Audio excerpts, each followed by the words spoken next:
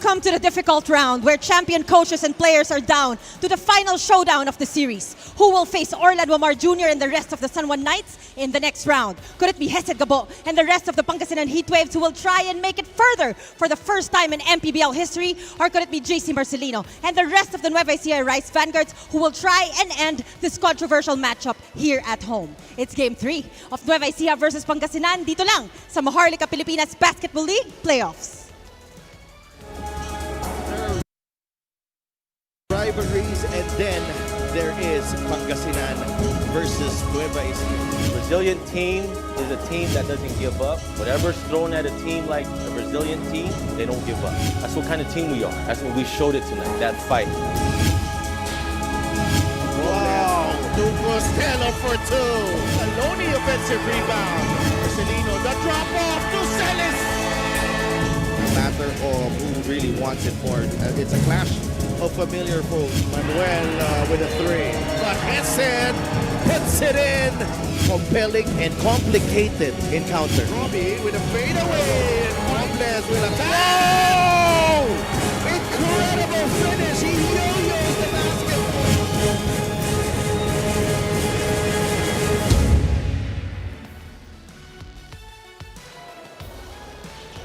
It all comes down to one game, but the stakes couldn't be higher.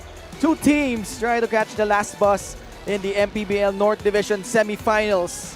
And we are here live from Palayan City at the Full House Nueva Ecija Coliseum. And we will see which team will emerge here from the shadows. The Pangasinan Heatwaves, the number 7 seed.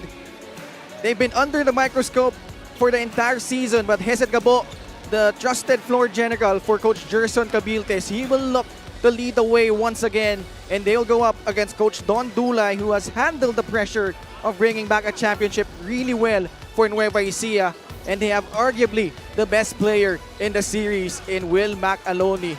Let's find out which team will get this win and move on to the next round. One story ends, another continues. It's game number 3 between the Pangasinan Heatwaves and the Nueva Ecija Rice Vanguards. Magandang gabi mga kaliga, Ken Pangilinan with Coach Mike Perez. You heard that magnificent intro by Ms. Mika Abisamis, and Coach, final showdown. Yeah. This is it, and what's gonna be the deciding factor here in game number 3? Well, what Game 1 and Game 2 tells us is that he who controls the boards actually wins the game.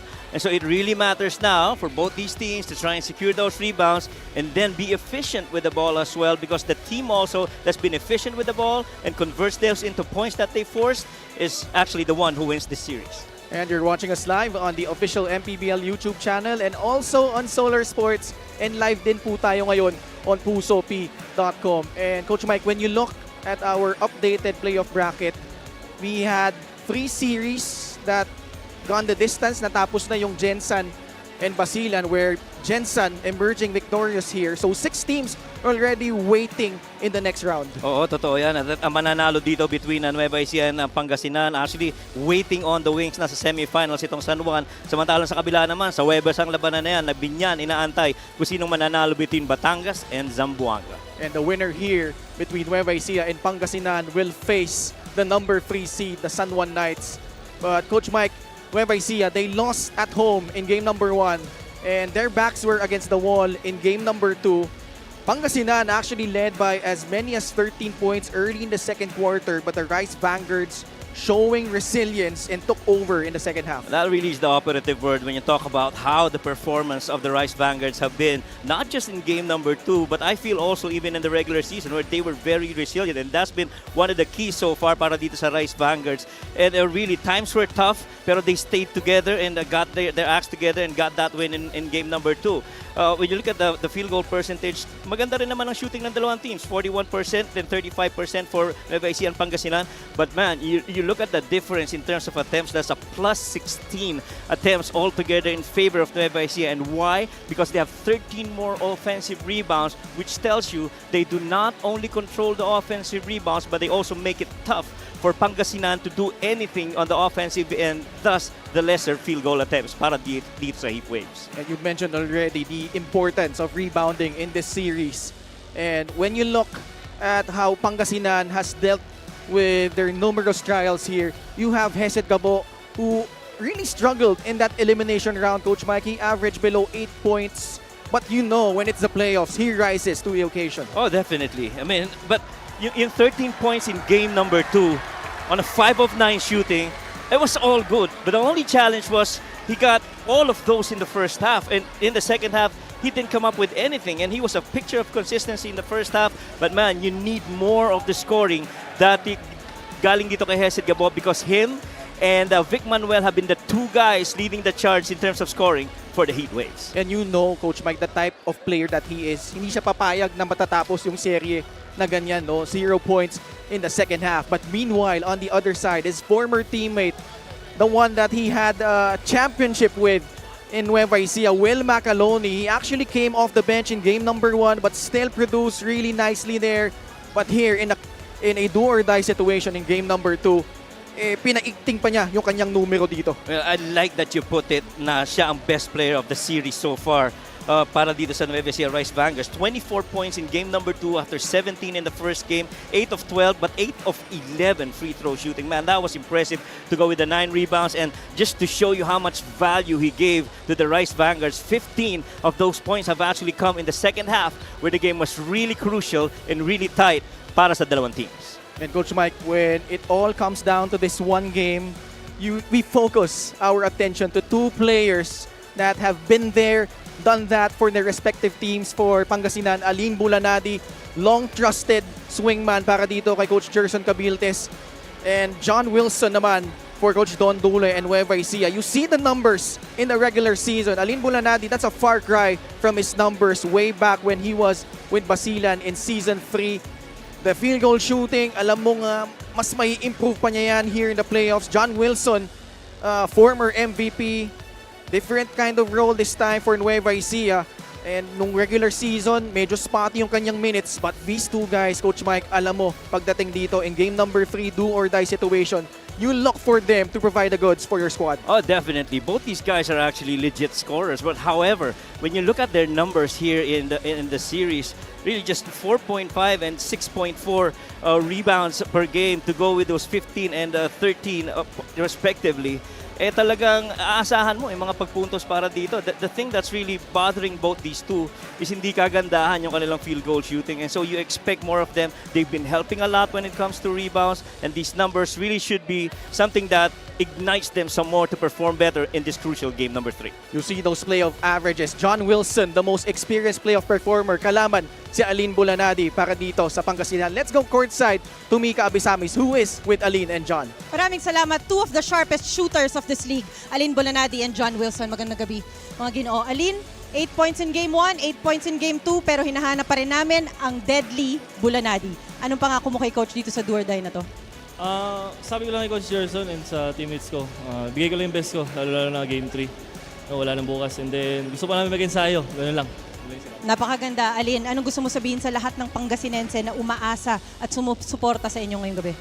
Unang-una, napapasalamat kami sa mga suporta ng mga taga-Pangasinan, and then salamat din lalo-lalo na sa mga management namin, and then sa mga boss, and then sa walang sawang sumuporta sa amin. Then gagawin namin yung best namin para makuha itong game 3 na to. Maraming salamat, Aline Bulanadi. John, this is your 36th appearance sa isang playoff game dito sa MPBL. Napakadami ng serbisyong napakita mo sa MPBL. Ano naman ang serbisyong ipapakita mo para sa lahat ng Novo Ecijano ngayong gabi? I just want to, anong ginagawa namin sa practice. Siyempre, as a player na veterano, kailangan kahit at that age, kailangan may matutunan pa tayo in these playoffs. Then yung madadala, go in these playoffs. Napakaganda, John. Anong gusto mo sabihin sa lahat ng Novo Ecijano na nandito sa loob ng Nueva Ecija Coliseum ngayong gabi at sumusuporta sa inyo? Maraming salamat sa inyo sa suporta na walang sawa. Kahit nandiyan kayo, ups and downs, continue pa rin support sa amin. Then siyempre sa Cuevas family, kay Boss Bong, kay Madam, sa lahat ng Cuevas family na walang sawang sumuporta sa amin. Maraming salamat, John Wilson. Now it's gonna be Pangasinan versus Nueva Ecija. Miguel Pere, take it away. Good evening, MPBL fans, and welcome to the Nueva Ecija Coliseum in Palayan City. This is Game 3, win or go home quarterfinals in the North Division. between Pangasinan Heatwaves and your Nueva Ecija Rise Vanguards. Live on pusop.com and YouTube channel, this is the 2025 Manny Pacquiao's MPBL Season 7 Playoffs. Here are the starters, beginning with the Pangasinan Heatwaves. Starting at forward number 27, Jorey Napoles. Also at forward number 8, El Thrilla, Lawrence Victoria. Playing center number 28, Komodo Dragon, Michael Mabulak. At 2 guard number 13, Aline Bulanadi. And at 1 guard number 7, Hesed Gabo. The head coach for the Heatwaves is Gerson Cabiltes. Assistant coaches Toy Catalan, Jun Barzan, Florian Pineda, Arias Season, Harold Nang, Joseph Gion, Dan Xavier, and June Medina. And now, mga kaliga, get on your feet, cause it's time to meet the starting unit for our MPBL Season 4 champions, Nueva Ecija Rise Vanguards. Starting at guard number 4, Ryan Costello. At forward number 25, MJ Ayay. Starting at center number 14, Will McAloney. At forward number 8, Robbie Sellers. And at 2 guard number 11, John Wilson. The head coach for the Rise Vanguards is Don Dulay. Assistant coaches Rob Wainwright, Matt Macalintal, Arnold Oliveros, Jonathan Uiloan, Rick Season, and James Bartolome. Assistant team managers Jending Cadice, team managers Raymond Dizon. The team owners are Ivan Cuevas, Ms. Ryan May Cuevas, and Mr. Pong Cuevas. Starting 5 for Pangasinan, Hesed Gabo, Aline Bulanadi, Michael Mabulak, Lawrence Victoria, and Jorey Napoles. For Nueva Ecija, Ryan Costello, John Wilson, Will McAloney, Robbie Celis, and MJ Ayay. Our referees for this ball game are Lester Arcega, Jackson Mabandos, and Brian Ramirez. Fourth referee is Ray Gabriel. 2 things, Coach Mike, for Pangasinan. Aline Bulanadi, making his very first start of the series, came off the bench in games number 1 and 2. While for Nueva Ecija, Ryan Costello, who had a sterling performance off the bench in game number 2, earning himself a starting nod here in game number 3.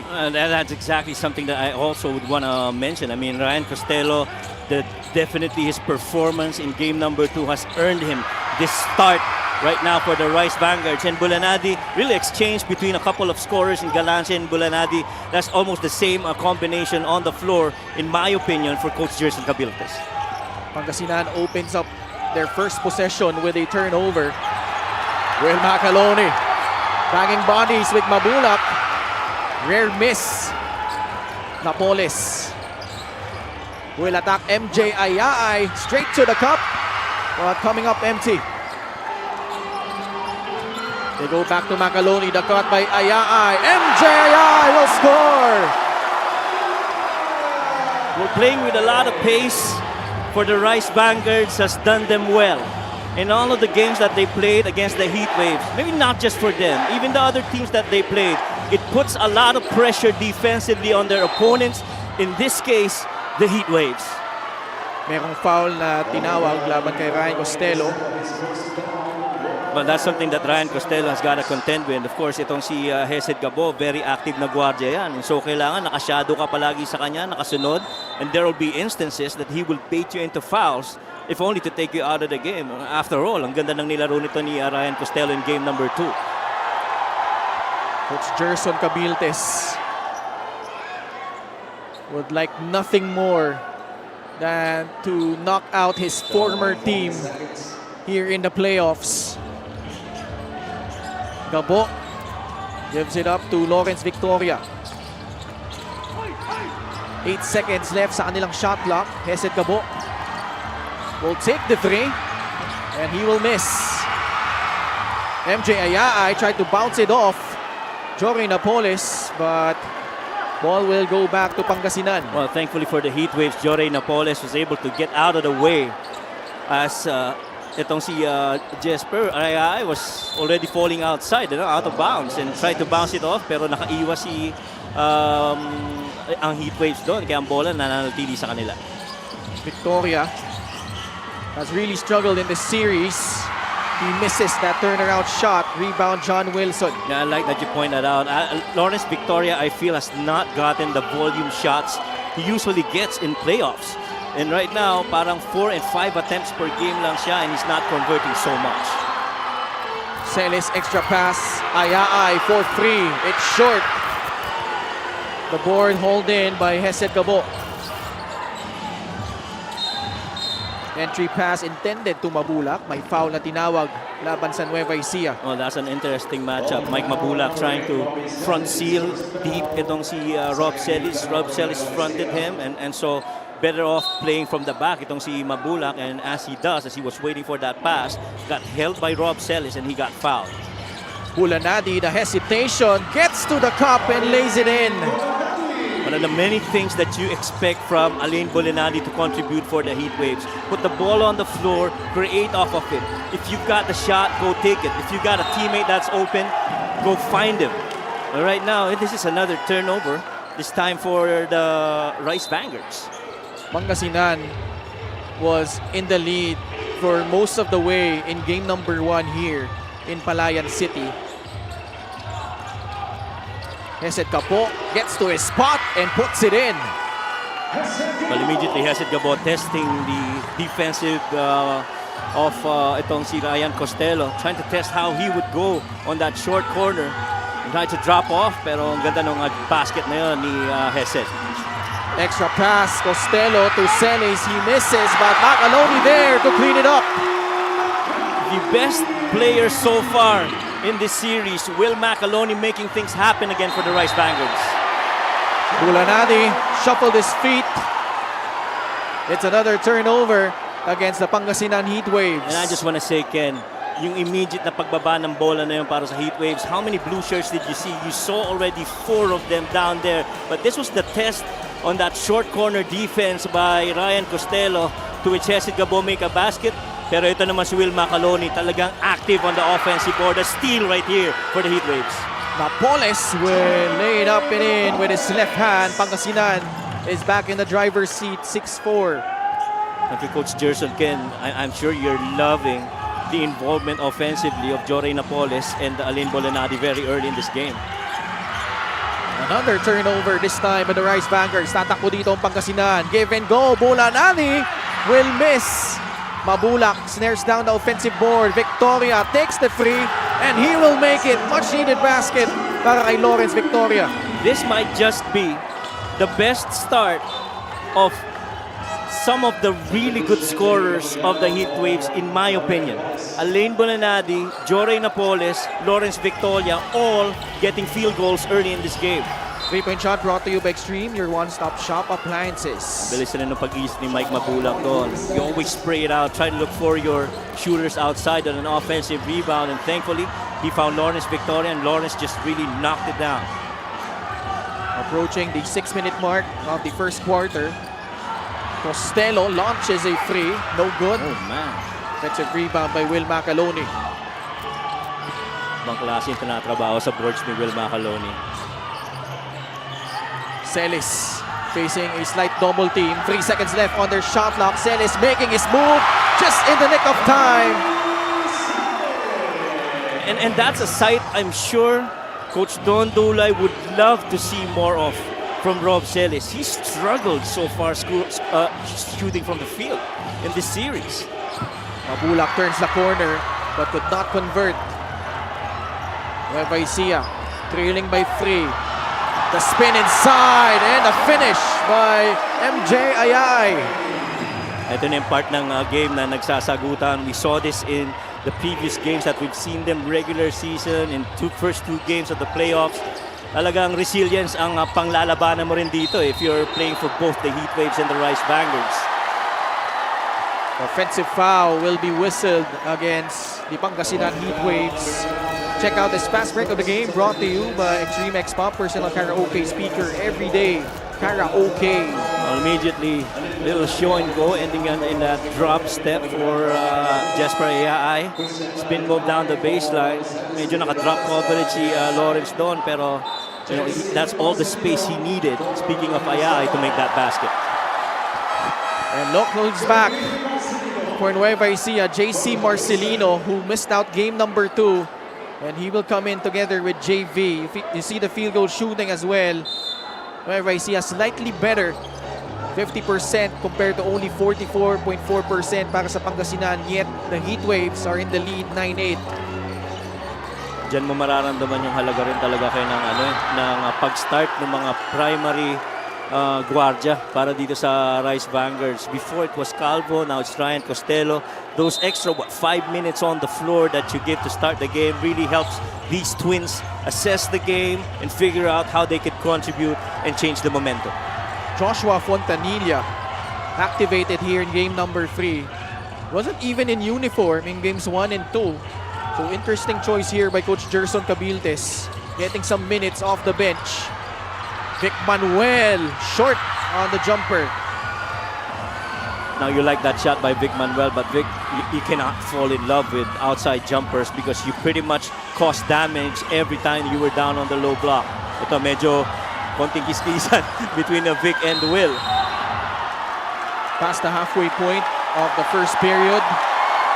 Another foul whistle this time against Vic Manuel. Billy Robles was huge in game number 2, as well here in game number 1. You see that move right there by Billy.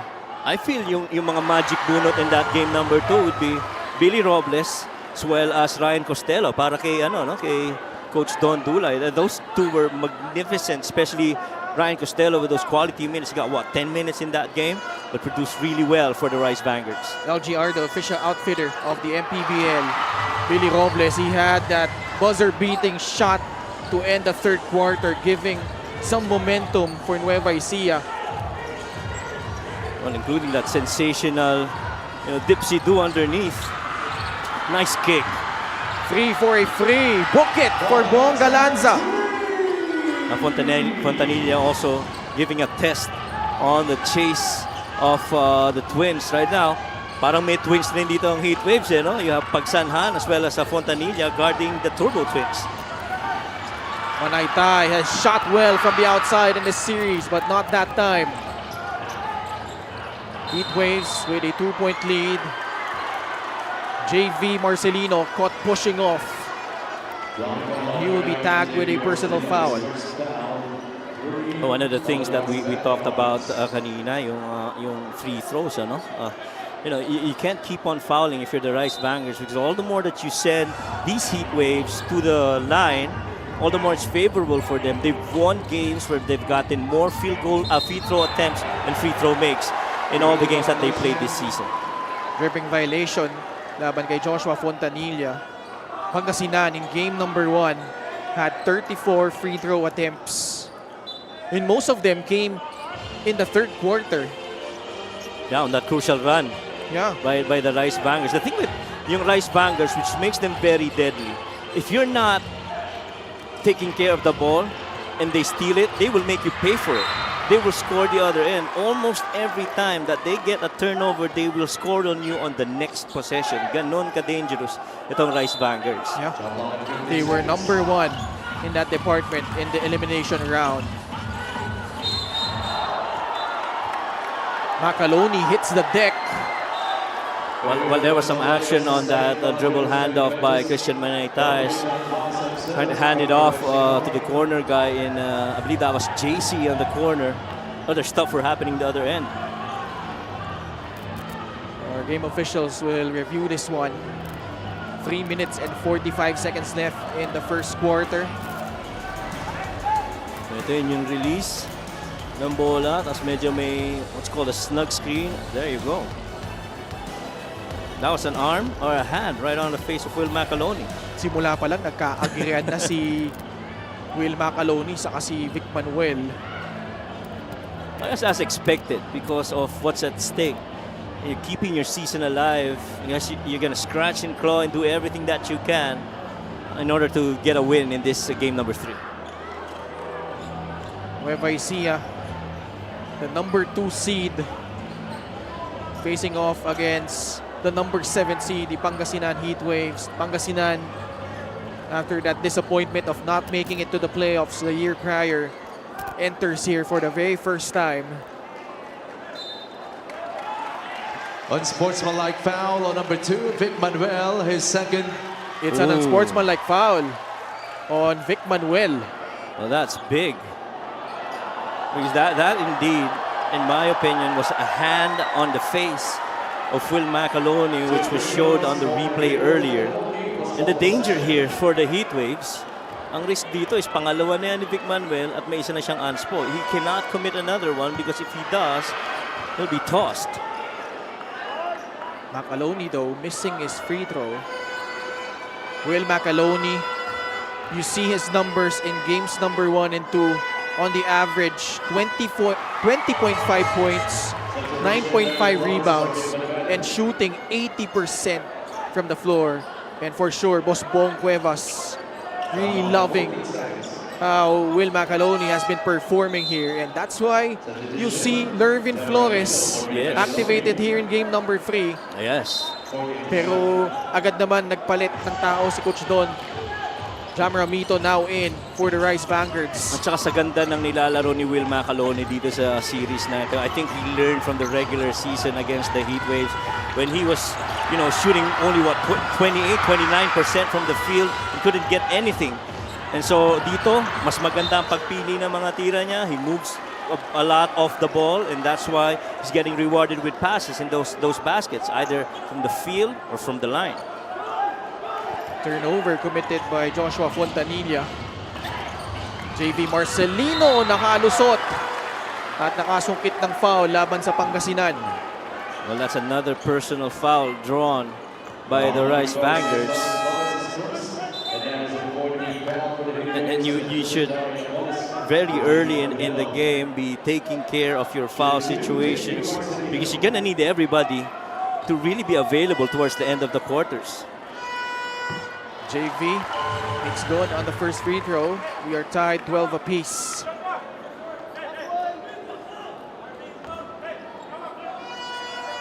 JV Marcelino.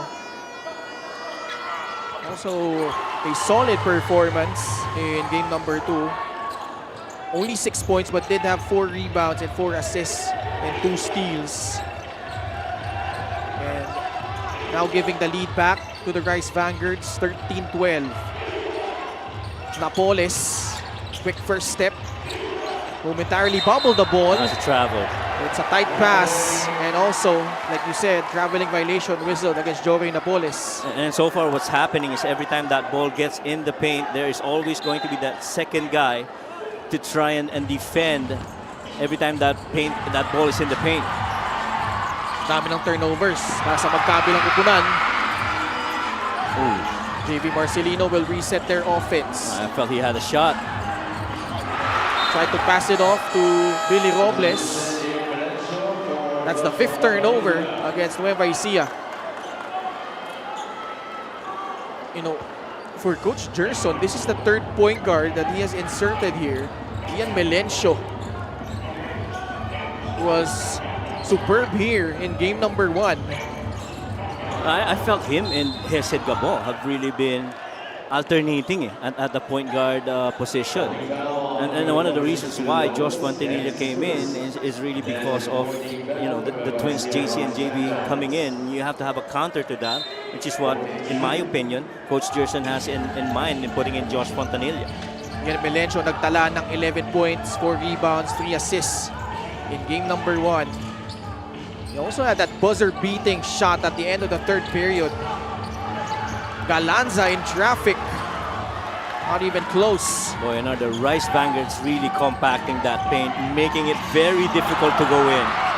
This is a crucial juncture for both of these teams. This was where Pangasinan took the lead for good behind this second unit for Coach Gerson. Kung matatandaan mo, nung tail end ng first quarter, lamang pa in Nueva Ecija in game number 1. And then once Vic Manuel and the others chipped in, actually Vic Manuel scored the last couple of points in that game number 1 first quarter. And from there, hindi na nila na-relinquish yung kalamangan doon.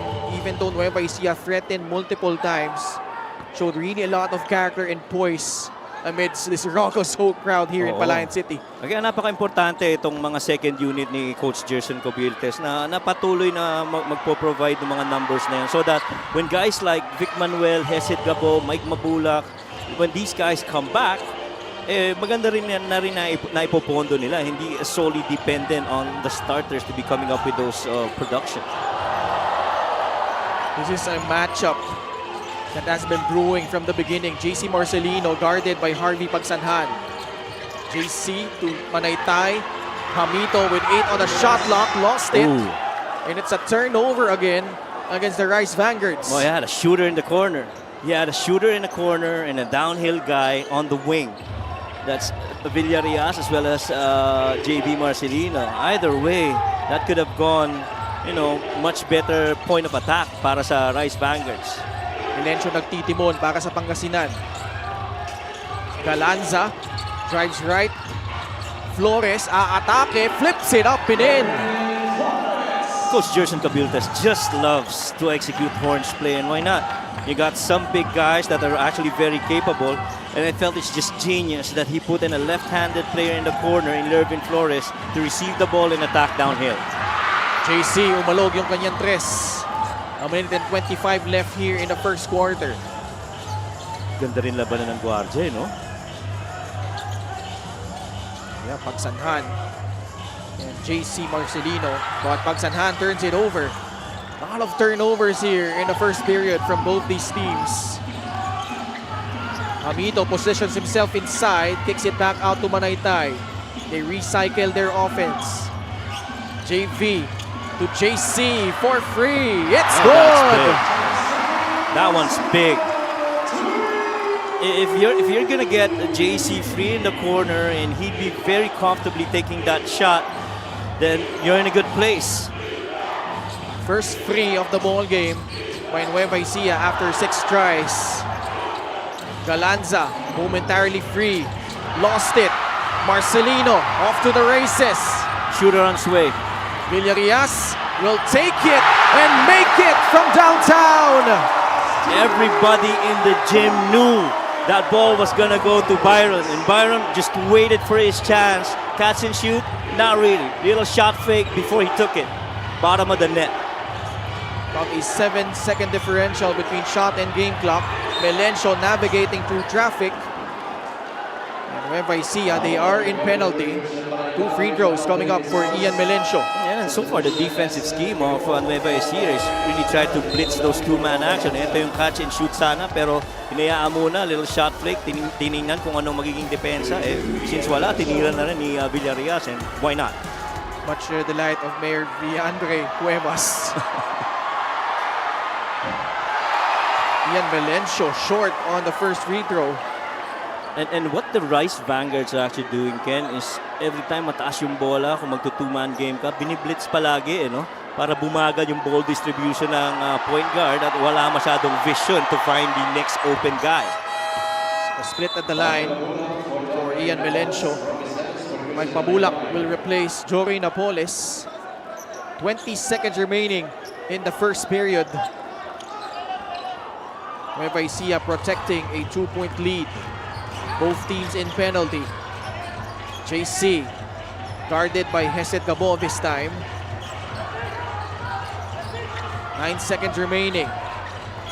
JC Marcelino spins the pass. Hamito the fake and the foul whistled against Pangasinan. A couple of lefties getting involved in the middle ball screen. Some coaches would call that an angle screen because you've got a couple of guys on one side and one corner guy on the other. Drove that middle. Since nasara yung lane para sa kanya, ang ganda ng pagkaka-drop off kay Jammer. And JC Marcelino raring to bounce back from that subpar game number 1 performance where he only had 7 points, did have 5 assists, but only 1 out of 12 shooting from the field as Jamaramito makes good on the first free throw. O, tsaka hirap talaga maka-convert nun si JC in that game, Ken. To your point, it was 1 out of 12. That's really just 8.3%. And at least nakabawi siya sa free throws, where he missed only 1 out of the 6 attempts that he made. Kenneth Mocon getting some minutes here. Tasked to guard Hesed Gabo. 3.5 seconds left. Melencio deflected by JC Marcelino. And the first quarter in the books.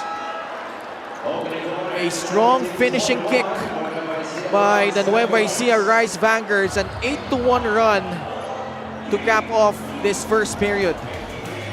Well, really control of the boards ang pinag-uusapan natin, and so far yung offensive rebounding halos pareho para dito sa team na ito, and they understand the importance of that stat line, but locating shooters, that's some of the things that they've really done well, as Galanza hit that corner 3, but then again on the other end JC, and earlier we saw Byron knock down as well a 3 from the outside, and so far this game's been pretty interesting. And wala pang masyado nakita kung sino talaga ang may control ng momentum.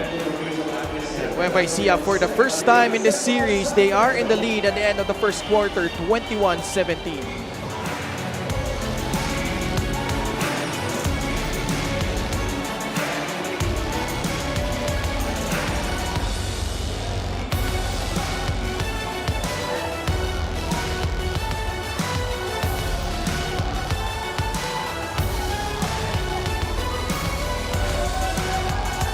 Back in the Nueva Ecija Coliseum for your Maharlika Pilipinas Basketball League, there is pressure being part of an elite team. There are nerves, there is controversy, but as we know, Coach Don Dulay, he will be as objective as possible in getting the dub. A guy known to stick by his system no matter what, soft-spoken down to the most challenging seconds of the game. We can talk all day about offense and defense, but for the Season 3 champion coach, he has one goal, and that is to win in front of their ever-loyal Novo Ecijanos who have been so supportive so far tonight. A group of people very dear to Boss Bong Cuevas and his family. JC Marcelino is back. Will Mac had his best 2 games of the season. Rob Sell is always ready to make sure his platoon is mentally ready for battle as team captain. And there were also surprise performances already from Villarias and Ayaay so far tonight. With all these on their plate, the Rice Vanguards are more than ready to go. Ken, Coach Mike. Maraming salamat, Mika, and Coach Don. Alam naman yan, the targets on his back since that loss against Quezon. And we covered that very first home game. The very next game, actually, they had against Ilagan, Isabela. And you see the field goal shooting in the first quarter. 6 out of 15 for Nueva Ecija, Pangasinan, 6 out of 13. When Boss Bong Cuevas was interviewed at the halftime break, he was really focused on one thing, which was to add another banner up top for the Nueva Ecijanos. Ganun niya kamahal, no? Yung mga tao dito sa Nueva Ecija. And Coach Don probably recognizes that the responsibility of being a coach that wants nothing more than to win a championship here for Nueva Ecija. Oo, tama ka doon, Ken. Tsaka yung expectation ng owners, si Mike Mabulak right there going inside the paint. The expectation not just of management but even the people of Nueva Ecija. These guys expect nothing less. Every night they expect a lot of effort, and in the end the hope is that you hoist the trophy and the finals for this season para dito sa Rice Vanguards. It's been tough, but these guys have been resilient in my opinion. And you have to commend how they responded. Yeah. Game number 1, game number 2, they trailed both times at the half. And in game number 2, their backs against the wall. As you see here, Mike Mabulak makes his move inside. They were able to bounce back, showed resilience, showed some fight, and weathered that storm by the Heatwaves and pulled through in that game number 2, forcing a game number 3 here in Palayan City. A steal and a foul given up by Hesed Gabo on that transition layup attempt by JV Marcelino. I like that foul by Hesed Gabo, actually preventing that easy layup for JB. preventing a momentum probably para sa kanila na ayaw niyang ma-involve itong mga hometown fans ng Nueva Ecija in that action. But to your point, Ken, yung resiliency talaga yung I think that's the separator right now for the Rice Vanguards. I mean, they could have gotten, just so many wins and very few losses, pero it's their losses and their near losses that actually showed their control for the game. Ang free throw na ito at it's atin ng Extreme Appliances, ang subok at kompletong appliance brand ng Pilipinas. A massive run by Nueva Ecija. And they're up here 25-19.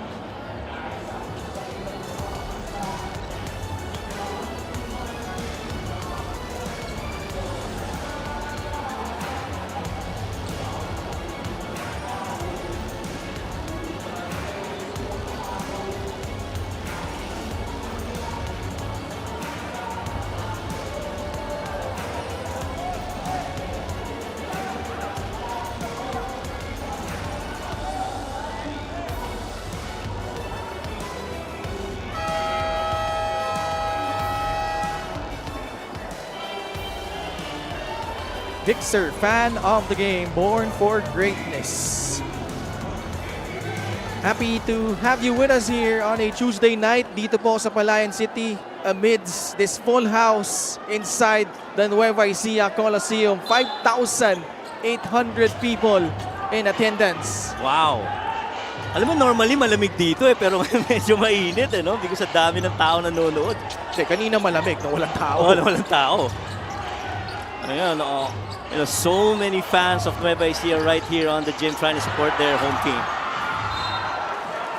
Pangasinan, if you're Coach Jerson Cabildes, you would not like the 10 turnovers you've already given up here. And we're just barely into the second period. Right now, you cannot afford to give more offensive rebounds para dito sa Rice Vanguards because right now in that stat line, they've given up 3 more offensive rebounds for the blue shirts. And you can't do that because, again, it goes back to the point that the teams that have actually won the games of these two teams in this season have actually gotten better on the offensive board. Robbie Celis goes inside the paint and he was able to draw a foul. It's a 12-3 run right now by the Nueva Ecija Rice Vanguards. Robbie Celis has struggled at the line in this series. And that continues. Robbie Celis in game number 1, 2 out of 7. Game number 2, 0 out of 2. Right. So he is including that last free throw. Now including this one, 3 out of 11 from the line in this series. And overall, when you talk about Rob Celis struggling, it's really him shooting below 40% so far combined for games 1 and game number 2. But he really more than makes it up for rebounding and assisting and defending. And that to me really shows the kind of character that Rob Celis has really shown for the Rice Vanguards. Bulanadi has to show up here. He got clipped on the arm while he was rising up for that jumper. And you got to give Bulanadi more touches, only because he started out real good in the first quarter. And I like that Mike Mabulak on that middle drive didn't see anybody cutting on the back door, tried to spray it out to Bulanadi. Bulanadi also has struggled from the line, not only in the series, but for the entire season, shooting below 60%. It's been a different type of season this time around for Alin Bulanadi, who averaged close to 20 points in his stint with Basilan back in season 3.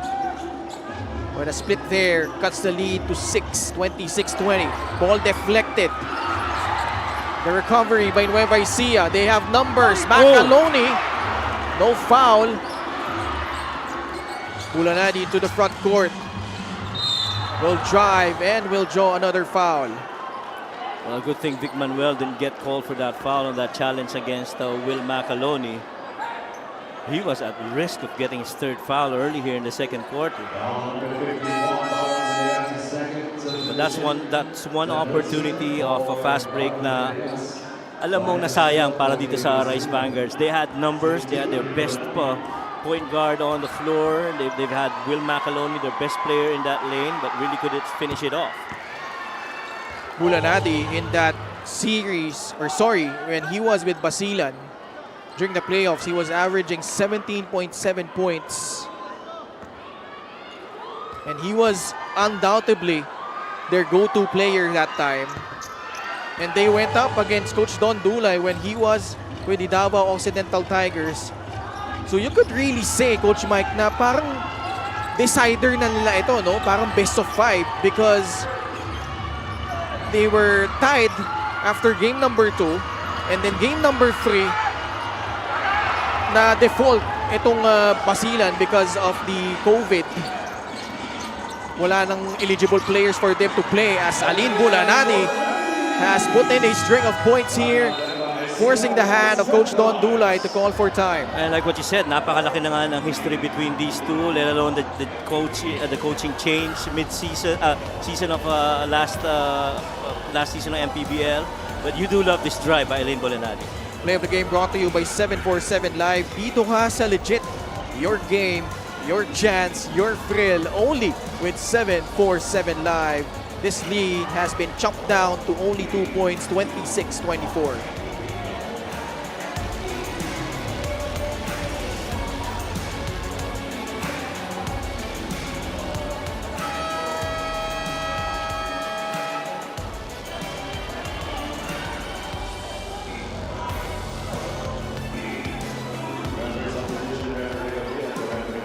In the middle, Commissioner Kenneth Doremdes with Head of Security Rudy Distrito. We have some VIPs here in attendance. Vic Manuel, 11 points, 9 of those coming in the second quarter. But much like Hesed Gabo, wasn't really much of a factor in the second half. Oh, maganda pa nga yung naging shooting niya sa 3 points. He was 3 out of 4 in game number 2 from the... Oh, what a move! Oh my goodness! JC electrifying the Novo Ecijanos crowd once again. Alam mo, napakaganda ng ginawa ko. Napatigil ka sa sinasabi mo. Manuel got rejected. JC spins. Goes up strong. Almost got it in. But a whistle blown. Foul against Pangasinan. Fast break the game is brought to you by Extreme X Play on the go speaker. Take your music anywhere. The hang time move by JC Marcelino. Well, foot speed wise, it's going to be tough to go against JC Marcelino downhill, let alone if you don't have somebody right there where you're supposed to take off to try and challenge him and, you know, make him think otherwise kung da-drive ba siya or hindi. I feel they did really good itong Heatwaves in game number 1 where they really avoided much, you know, inside drive para dito kay JC. It was really hard for JC to finish off layups because of the defense of the Heatwaves. And also you factor in, they did a good job of protecting the basketball, which really lessened the number of transition attempts nitong Nueva Ecija. At saka nawala rin sa rhythm itong Rice Vanguard in that game because of the too many free throws that were taken in that match. Gabo makes his move, kick out pass, This wide will be open big. free for Big. Vic Manuel. He will miss. 28-24, 4-point lead for the Rice Vanguards. McAloney wants to clear out some space. Backdoor cut by John Wilson. Easy pickings underneath. You topside your corner defender, you leave that open at that baseline lane, free for him to backdoor, exactly what John Wilson did. Manuel sa loob, pinasa palabas. Libre ulit si Gabo. He will knock it down from rainbow distance. Well, obviously, what this tells us is yung dami ng attempts ng 3 points nitong Pangasinan. Every time na bumaba na yung bola, talagang nakakompact na sa paint itong Rice Vanguards. Costello misfires from the outside. Bulanadi got fouled, got bumped.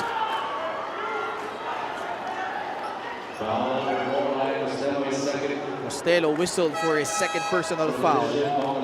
JP Calvo not active today for the Rice Vanguards.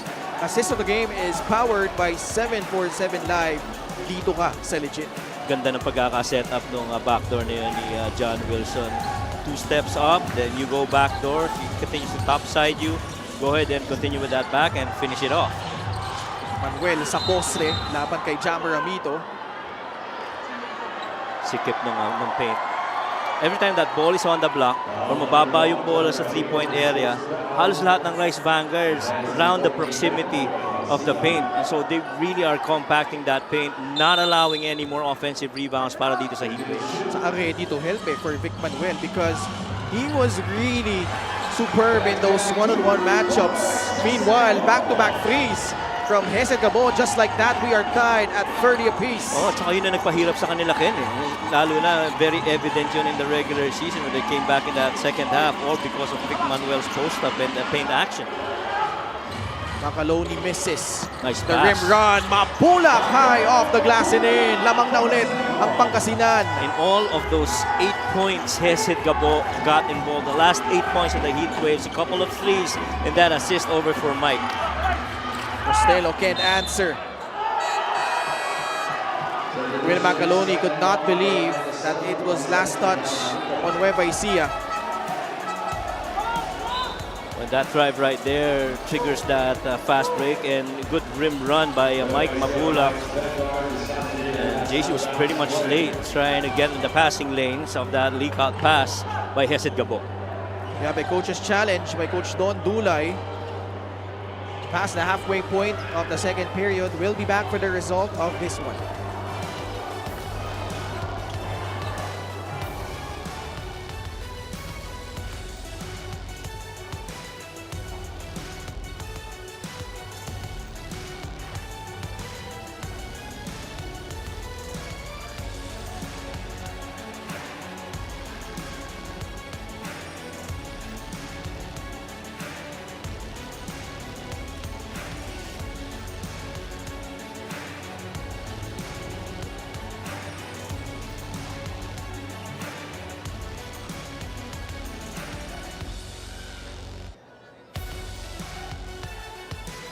Upon review, the challenge was successful. Ball possession for Nueva Ecija. Successful challenge by Coach Don Dulay. So they retain possession. See that right here? Missed shot. Who touched it last? Apparently it was Bongalanza. Bongalanza, right from behind. It's been a game of runs, Coach Mike.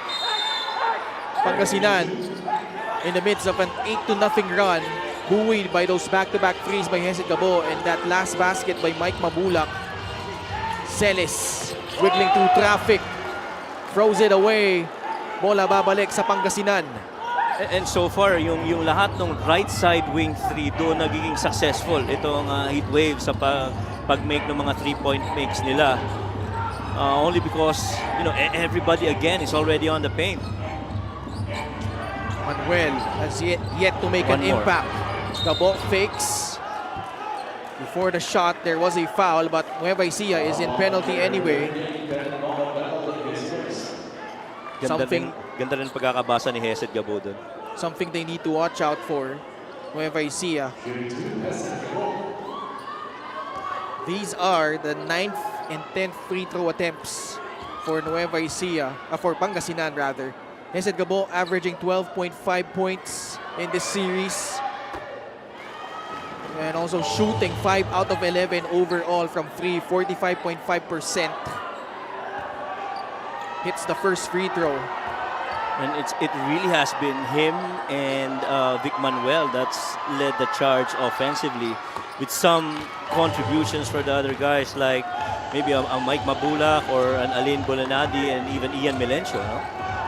Gabo with 10 early points for Pangasinan.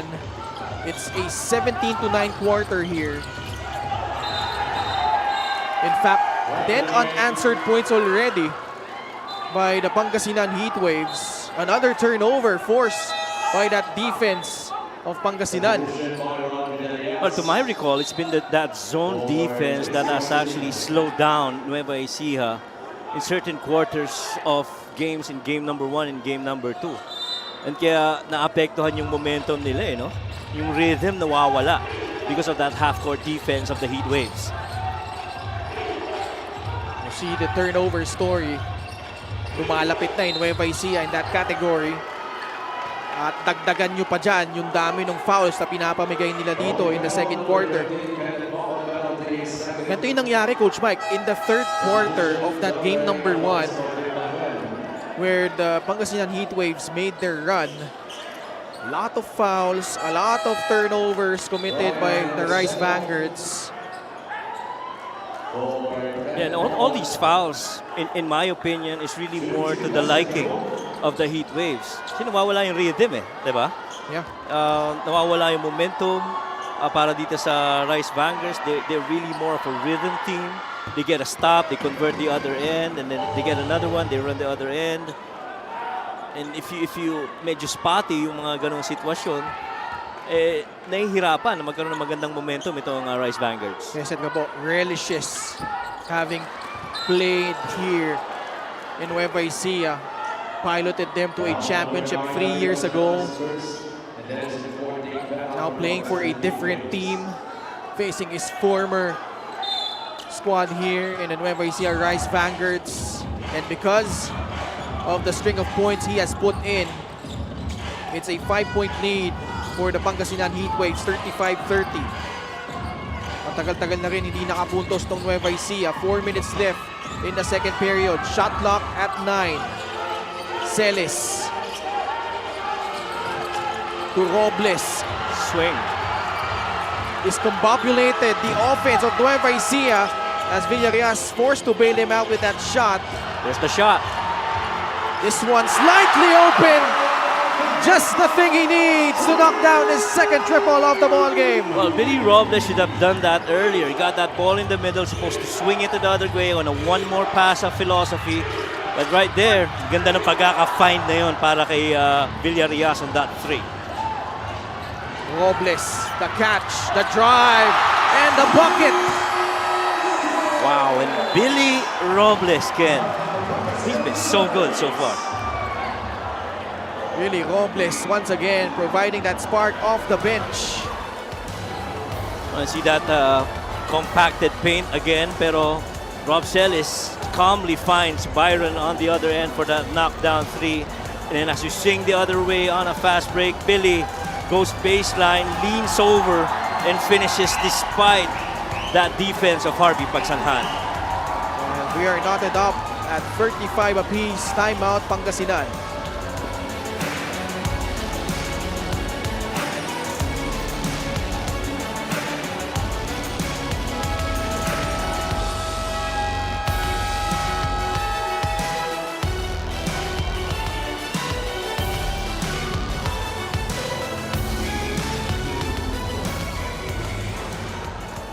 Long-time teammates, still going strong. Game number 2, combining for 25 points. Billy Robles and Robbie Celis for the Nueva Ecija Rice Vanguards. Yeah, a couple of guys who, double-digit scoring, better shooting for Robles. A little bit of a struggle, 35% kay Rob Celis. Pero ang ganda ng pagkakabawi sa rebounds para dito kay Rob in that crucial game number 2. That last basket by Billy Robles ties it up. 35 all. Lawrence Victoria, pinuntahan si Napoles, who momentarily lost it, but the recovery and the basket by Michael Mabulak. Now that was huge for Mike Mabulak.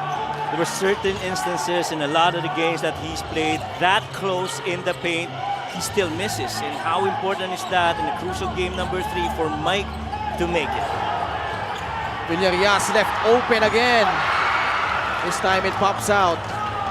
Pangasinan dodging a bullet that time. Napoles loves that spot. Pass a bit off target, deflected by Nueva Ecija. Billy Robles takes off, and he was pushed by Joshua Fontanilla. Billy Robles, just like his previous finishes on the fast break, really trying to elevate. That time, Harvey, I felt that's Josh, did not need to put down his hand because I felt nauubusan na rin ng espasyo yung attempt na yun para kay Billy. So, thankfully for Billy, final siya ni Josh. Billy Robles averaging 11 points per contest. Also has had signature moments, particularly in that MPBL final series as he gets the friendly bounce on the first free throw. The Ilonggo Superman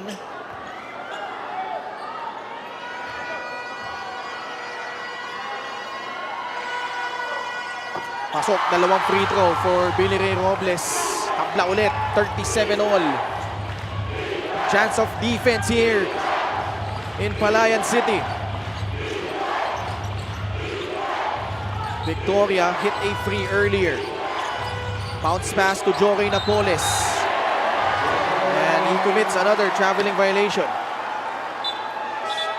And I don't know if it's intentional that the Rice Vanguards have really allowed Jory Napoles to be the one to receive the ball and be the secondary decision maker, especially mid of the shot clock, ano? And so far, it's been tough for him to make really good looks. Earlier, he slid. The second time, hindi maganda yung pasa, and this time, another turnover. Approaching the 2-minute mark of the second quarter. Pangasinan in a 2-3 zone. And they've been doing that for quite a while now. Costello, extra pass, libre ulit si Byron Villarias. And Brian Costello immediately knew, I got to get that ball over to Byron. And Byron says, I'm going to knock it down, and he does. Big Bang Toto with his third trifecta. Maguliano, the one-hander, no good. Nueva Ecija up by 3 points. Boy, I like how Rob Sells was actually the 5 in that situation, giving that low block defense to Will McAloney. Well, it does two things. One, nape-preserve mo si Billy Robles, si Rob Sells rather. Second, it's tougher to go up against on the post with Will McAloney right in front of you. Ganda ng pagkakapasa na yun. Little look at the rim to elude that close-out defender and really swinging it over to Villarias. The winning plays, the ones you don't really see, not the flashy ones. That extra pass, Costello could have taken that shot, but he saw a much more open teammate, Mosbong Cuevas. I'm sure he's probably at the edge of his seat. What do coaches say? Simplicity creates decisiveness. And that way was very simple. You know, you get the ball on the top, you generate that closeout. I'm sure there's one more pass that's free, which ended up in that 3 by Byron. Now trying really hard to keep in step with Heset Gabo. Gabo with 11 markers. Drives right. Pass to Maguliano. Villarias thought he got it cleanly. I think they're going to challenge this. I felt that was all ball.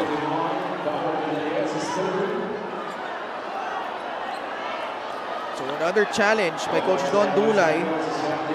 Already used one earlier and was successful. At saka every time Ken na downhill, ano, talagang sinasabayan ng Rice Vanguards bawat atake para dito. Alright, we'll pause for a break. We'll be back to the result again.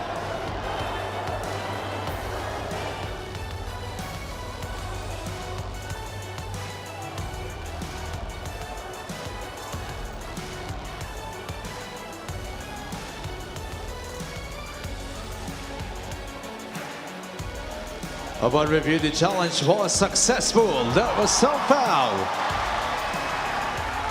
So Coach Mike, you were right. All ball apparently on that block by Byron Villarias. Ano nangyayari kasi puro emergency pass. Yun, that was all ball by Byron. Puro emergency nangyayari na pass sa kanila in that instance, and really good defense by the Rice Vanguards. Maguliano, pupukol just inside the arc, but it's an air ball. A minute left here in the second quarter. Nueva Ecija looks to extend their lead. The dito in this instance, dito naman matetest ang resilience nitong Heatwaves. Try and come back. Steal here by Pangasinan. Maguliano, nice pass in stride. The layup from Bong Galanza. Yeah, it's Rob Celis who's gonna be warned for delay of game. Medyo frustrated si Rob in that instance. Ooh! Villarias having trouble and he loses the basketball. Coach Don Dulay, as you see him talking to Ryan Costello, wants him to be the one to receive the ball and bring it down the floor. Curious though that JC is not on the floor to finish off the second period. He's now at the scorer's table about to check in. Victoria, shot fake, eludes the defense, puts it up, and a foul committed by Will McAloney. Lawrence Victoria talaga, isang player na gusto mo makakuha ng magandang momentum. But I feel his touches are not similar to his touches and his looks when he was playing for the Voyagers. Ay, di malayo. This is a different manner of playing, no?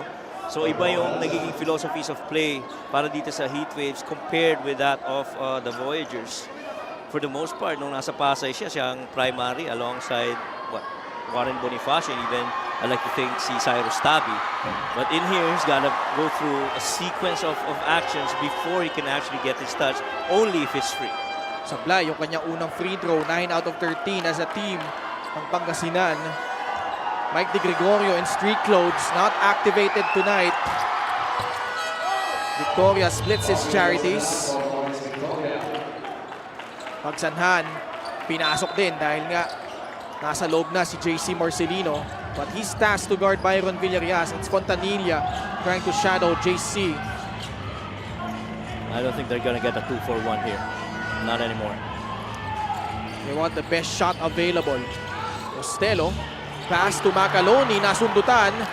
Tatakbo ang Pangasinan, they have the numbers. Pagsanhan will finish strong but could not convert. And a foul against JP Maguliano. Well, how about the effort of Rob Celis to really run the floor and try to secure that miss? He was way from the back pero talagang hinabol niya. In anticipation ko sakaling magmintis, subukan natin kuhanin yung rebound dito. Coach Gerson Cabildes decided not to push through with the coach's challenge. Despite JP Maguliano imploring him to do so. So they send Robbie Celis 3 out of 11 from the line in total in this series, and his struggles continue. Another miss. One would like to think that some of this is really got to be mental now if you're Rob Celis, because he pretty much is a good free throw shooter. But all these games, these tough games that they played, sometimes it takes its toll on you. Vic Manuel with 2 fouls. But they are on offense, Pangasinan, as they look to finish strong here in the first half. 10 seconds remaining. A chance to tie or take the lead. Gabo. The pass to Victoria. Drives baseline, the spin. He lost it. Counter steal, Victoria from half court. And that's gonna do it here. And a pretty much back and forth first half. And where will Nueva Ecija be without the services and gunslinging of Big Bang Toto Byron Villarias? All of his free triples coming here in the second period. 11 points in total para dito kay Byron. Making half of his three-point attempts, 3 of 6. And that's really where you need a Byron Villarias to be able to be a floor spacer primarily for the Rice Vanguards. And again, for the first time in this series, it's Nueva Ecija with a lead over Pangasinan, 42-40 at the half.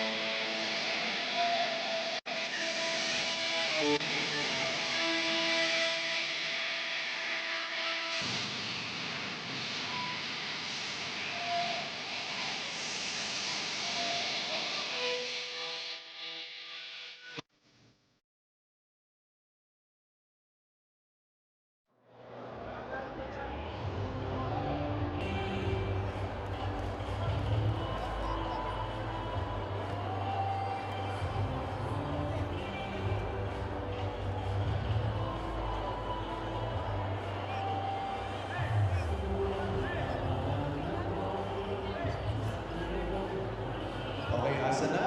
Sina Ricardo Perez at Joseph Pascua. Ricardo Perez at Joseph Pascua.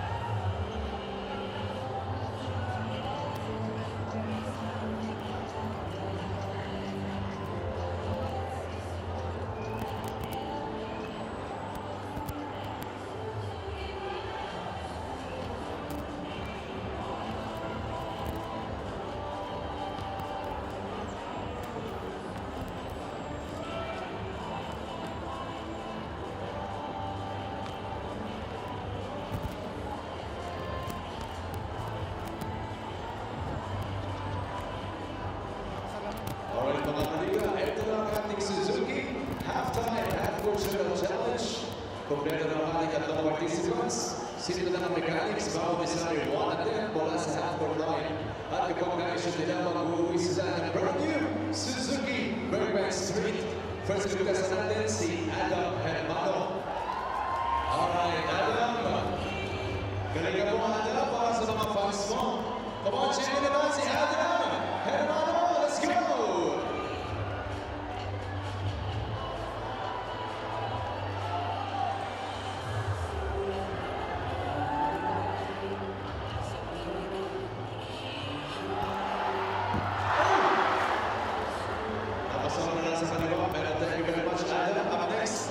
CJ Vidal. Alright, CJ, good luck. Para sa brand new Suzuki Vanguards Street. Ikaw ang kanyang susunod na mag-uwi. Ayan na! Pinabagsak ng konti. Thank you very much, CJ. Last contestant natin, si Jairus Briones. Alright, Pangasinan, come on, cheer na natin. Si Jairus Briones, come on! Okay, thank you very much, and that's it for our Suzuki halftime amateur challenge brought to us by Suzuki, the official motorcycle partner of the MPBL. We're Suzuki All-Star para Mamotor.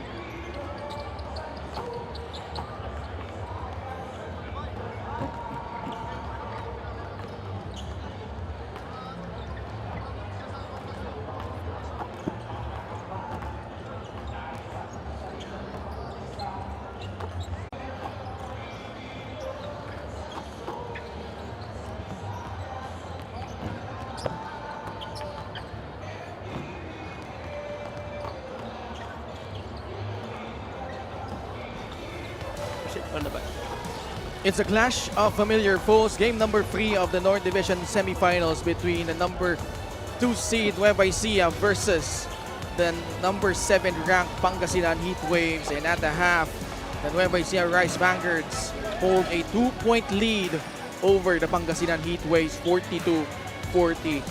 Coach Mike, biggest lead by either squad was just at 7 points. That's how close this first half has been here between these two teams. Well, this has really been a game of runs. Katulad ng pinag-usapan natin kanina, kanya-kanyang sagutan din. Nakikita mo yung strategy ng bawat coaches, adjustments on both their ends. Field goal shooting is pretty good for Pangasinan, but the free throws have really been, something that's a battle also that we're monitoring between these two. And we talked about rebounding being key in this series. And so far, the rebounds and the offensive rebounds have been an advantage para dito sa Nueva Ecija, to which they got 6 more second chance opportunities. And they did get a lot of help from the bench, led by, of course, Byron's 3 3-pointers. Gabo also had a couple of frees that gave Pangasinan the lead briefly here in the second period. But like you said, those 3 booming triples by Byron Villarias has enabled Nueva Ecija to take the driver's seat here. Hesed Gabo with 11 points. Third straight game in double figures in scoring for the floor general of the Pangasinan Heatwaves. And Nueva Ecija, the bench mob led by Byron Villarias with 11 points as well. Billy Robles with 6. JC Marcelino with 5. All of those three guys coming off the bench. And majority of those 28 bench points that were really vital in the first two quarters. So let's see what adjustments each team makes here in the second half. It's do or die. Game number 3. Coach Don Dulay, Coach Gerson Cabiltes, Nueva Ecija, and Pangasinan. And also like yung depensa ng bawat teams, ano, yung pag-strong hedge nitong Nueva Ecija Rice Vanguards, forcing the ball of their primary playmaker, and also yung zone naman para dito sa Pangasinan Heatwaves. Good sign for Pangasinan. Vic Manuel scores his first 2 points of the game. And very important, he only had 2 points lang siya nung second half nung game number 2, if I recall correctly. So it's important for him to get in a good groove, start of the second. Celis squeezing through traffic. Was fouled from behind. But Celis will be tested again at the line. I don't know if it's just me, pero feeling ko sobrang laser focus ni Rob Celis, no, in this series. I like how you and Coach Chris put it, that this was a compelling series, which really has lived up to its expectations. The struggles continue. He is 4 out of 14 overall from the free throw line in this series. Shot mechanics, tama. So it really appears parang it's really more of mental, no? Pagdating dito kay Rob Celis. 2 of 5 today. Another split. Isang puntos ang lamang ng Nueva Ecija. On the floor for Pangasinan, Alin Bulanadi, Harvey Pagsanhan, Jory Napoles, Hesed Gabo, and Vic Manuel. Bulanadi gives it up to Gabo, guarded by JV Marcelino. Napoles, the up fake, the one-hander is good. Well, if kanina nakita natin yung right side wing ang nagiging source ng mga 3-point makes para dito sa Heatwaves, dito naman twice already here in the second half na nakita natin kaliwang poste ang inaatake nitong Heatwaves. McAloney straight to the rack. Has struggled in game number 3. That's only his 6th point, but he does have 10 rebounds. And has not gotten that kind of look. Medyo matagal na rin for Will. Pull up J by Jore, no good. McAloney hauls in his 11th board. The Marcelino twins starting here in the third quarter, together with Will McAloney, Robbie Celis, and John Wilson. Might be the strongest 5 on the floor for Nueva Ecija right now. The twins, Will, Rob, and Byron. JC, the slight Hesse, but could not finish. Pangasinan on the run. Napoles, derecho, puts it in.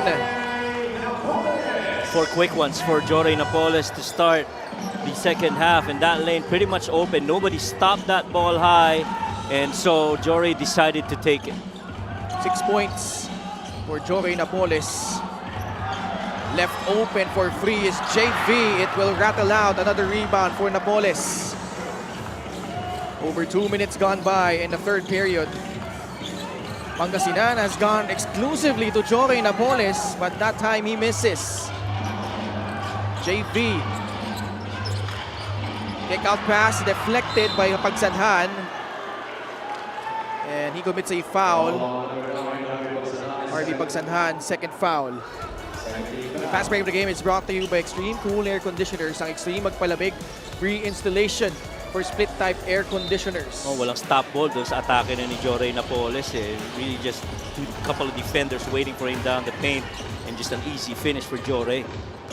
JC. Napoles making quite an impact here to start the third. The pass to Bulanadi, well challenged by JC. Bulanadi gets it back for Pangasinan, one-on-one against John Wilson. Alin.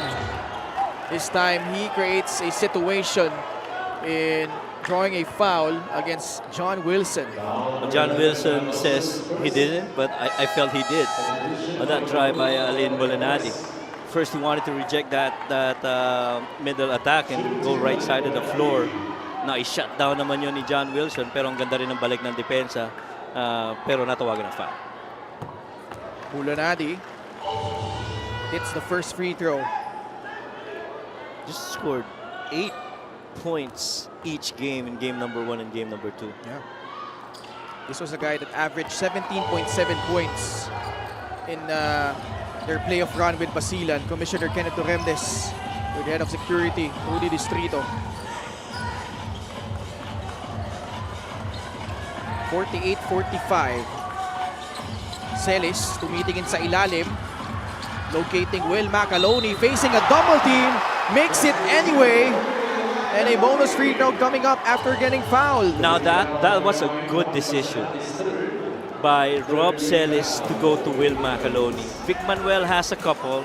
Vic Manuel fronts him. And just the right read right there to try to get it over to Will in the hope of getting another foul from Vic. Pero ito yung foul dito, itatawag kay Harvey yata. McAloney, three-point play opportunity. 9 points, 11 rebounds for Will Mac. He ties the ball game up at 48 apiece. And he continues to shoot very well from the line. 3 of 5. Manuel facing up against McAloney, the muscle man. And McAloney standing his ground, able to set his feet. Coach Gerson not really liking that offensive set. Tsaka yun ang kagandahan talaga na nilalagay mo dun sa low block yung depensa nito ni Will McAloney. Ball almost stolen away. JV inside. Celis for the basket. Rob Celis waking up so far here in the third quarter. A good feed and a good finish. 7 points for Robbie Celis. Nueva Ecija back in the driver's seat. Ball will stay with the Heatwaves. No more challenges for Nueva Ecija. Assist of the game is powered by 747 Live. Dito ka sa legit. Inside, Mabulak will troop to the line. This game has featured already 13 lead changes and 11 deadlocks. And for more on these two teams, let's go to Mika. They are okay with this, trailing but present, but with their backs against the wall really. What do the Heatwaves have in mind? They will try and improve their rebounds, their fast break points, their field goals, turnovers, even down to their free throws. And you were right, Coach Mike. Victoria, Bulanadi, 2 out of 4 players they pushed. No, Coach Gerson pushed, including Galanza and Napoles. Won game 1 because they were pumped. They had more energy than the Rice Vanguards. More importantly, hearts of champions against their former team. In game 2, though, they failed themselves more than anyone else. So today, Coach Gerson went out of his comfort zone and dealing with the boys, usually with a high-toned voice, diba? Game face, no? At saka maraming details. But tonight, instead of his usual huddle, he showed the boys a video of their families' messages from loved ones, no? Inside the dugout care of course, none other than Dan Xavier. There were tears, and in the end, he said, "We are here for them and the province of Pangasinan," and that should be enough. Ken, Coach Mike. Maraming salamat, Mika. I don't know about you, Coach Mike, but I really got goosebumps hearing that story there. You know, not to exaggerate, but I felt that message of Coach Gerson. And what a way to approach it. Normally, pag ganito, guys, you try and harden up, guys. But, you know, soften up everything, bring everything down to the very simple things of life, understand what it's all about. It's the life of the coach. You try everything to motivate your players. Because at the end of the day, sila yung nasa loob. Agree. I mean, you could coach anything that you want, but Robbie Celis has come alive here in the third period. Oh, and come alive has he done. An assist earlier, now a couple of really good-looking buckets, which makes him look as the previous Rob Celis that we've known. Efficient, in control, and focused. Nueva Ecija with a 3-point lead. Vic Manuel, one-hander off the side of the backboard. Celis comes away with it. On the run, Robbie Celis lost it. Victoria tried to get it. It's a jump ball. Possession arrow pointing to the Nueva Ecija Rice Vanguards. The play of the game is brought to you by 747 Live. Dito ka sa legit. Your game, your chance, your thrill. Only with 747 Live. And that really happened because JC Marcelino stayed in control, and so does Rob Celis. Tried allow that defense to fly by Vic Manuel for that easy deuce. Sobra yung tira, pero nandoon! To clean it up was JV Marcelino. Well, similar to the swat earlier by, was that Byron Villarias? I don't think this was a foul. Yeah, I don't think that was a foul. That's why Coach Gerson wants to challenge that last foul call. That really was just a good recover of that shot and then a good putback. Nothing else. We'll find out if he's right when we come back after the short break.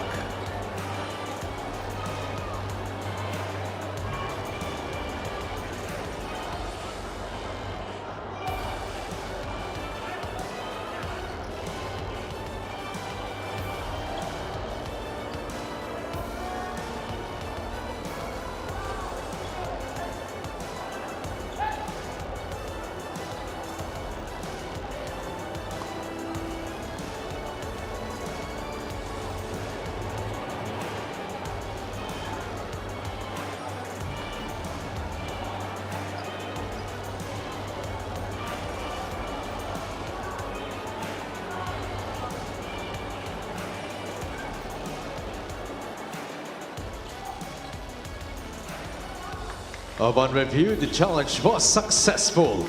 There was no Coach foul. Mike ulit, successful si Coach Gerson sa pag-challenge doon. So walang foul.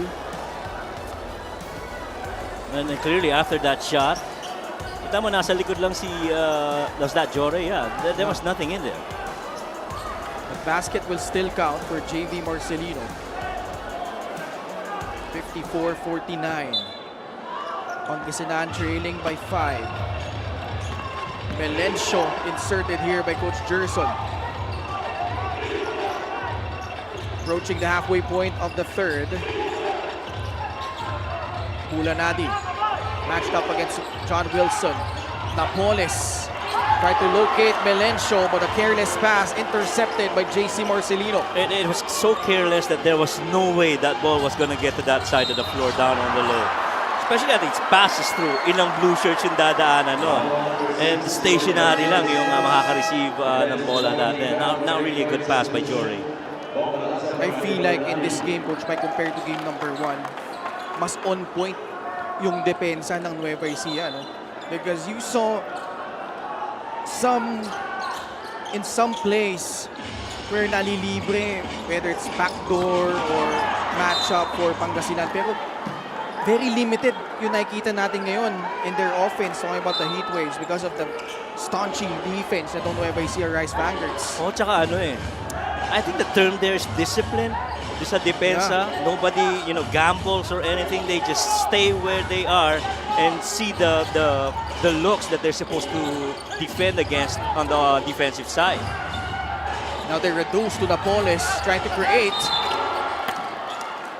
But he comes away with a foul call against Nueva Ecija. That's going to be number 2 on Will. That's a luxury though if you're Pangasinan. You have someone as versatile as Jory Napoles. Bong Cuevas sternly looking on. Napoles missing his first free throw. Tsaka there were certain points in the series, Ken, when you felt like you felt na mas maliit tingnan yung Nueva Ecija Rice Vanguards versus the Heatwaves. But these guys really definitely fought back. LGR is the official outfitter of the MPBL. Split at the line for Jory Napoles. Christian Manaytay comes in. All the points of the Rice Vanguards very near the paint. None of them in the perimeter so far. And that's where they at their best. Talking about Nueva Ecija.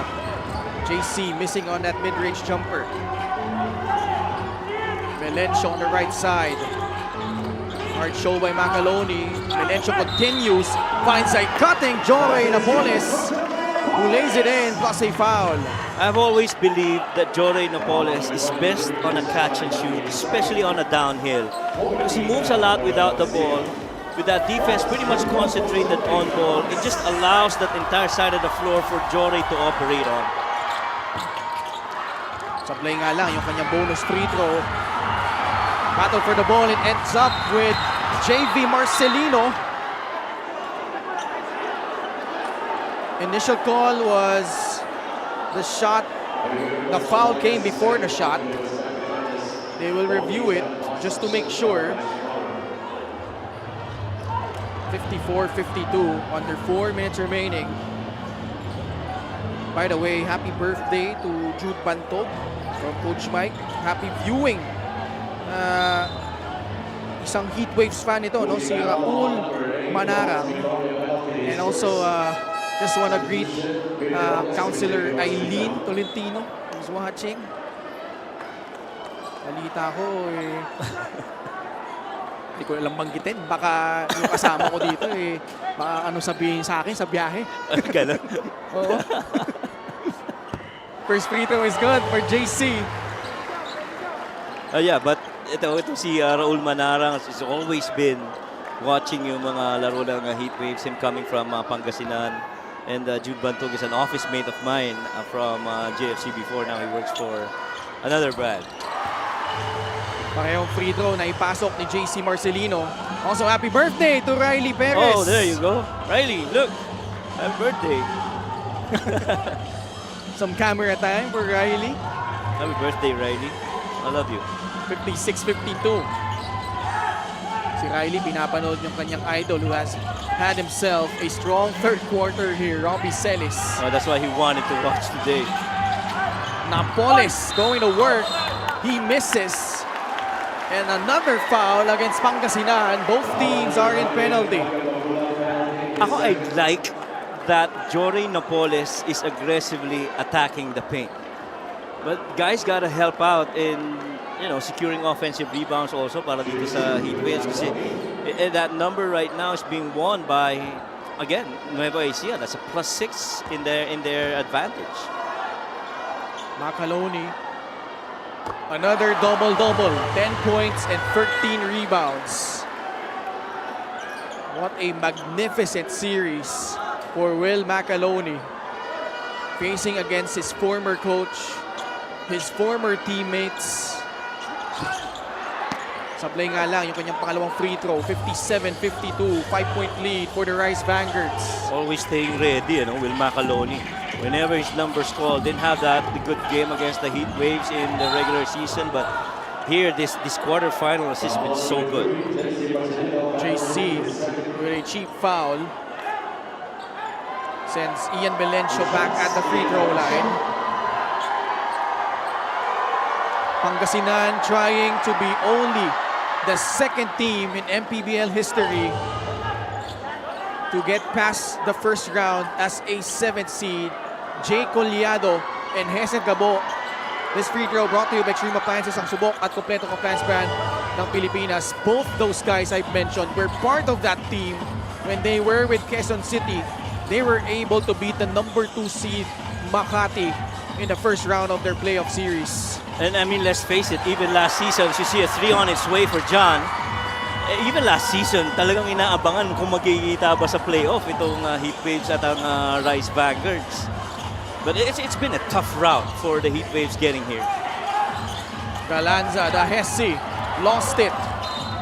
Another turnover against Pangasinan. They're 15th.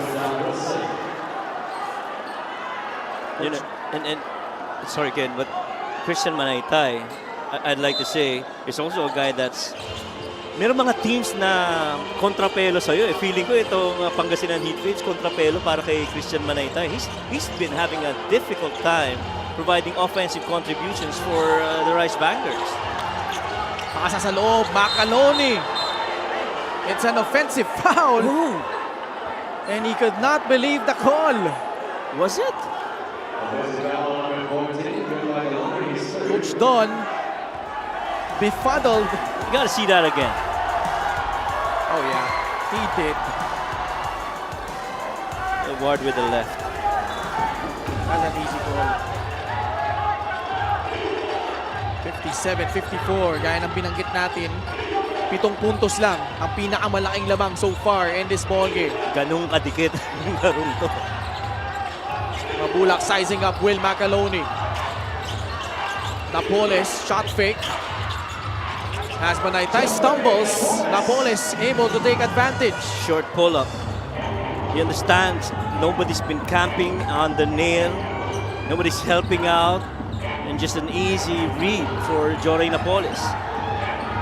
Papasa isang lamang. Billy Robles is in for Nueva Ecija. Approaching the 2-minute mark of the third. Villarias, the flyby, the free. Ball ends up with Lawrence Victoria.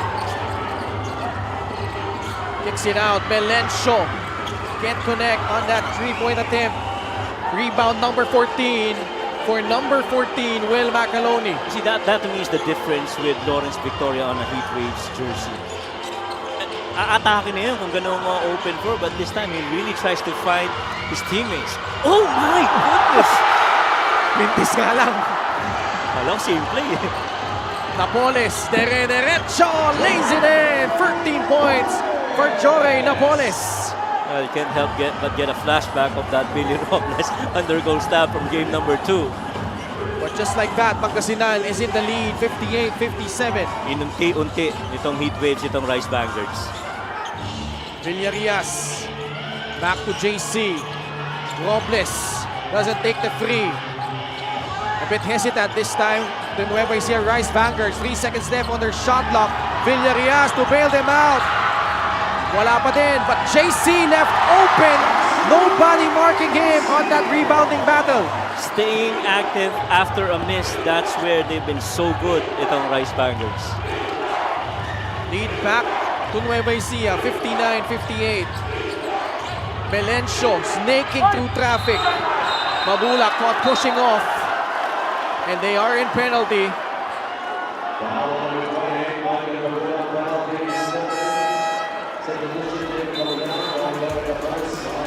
Wala nang nagparaka kay JC.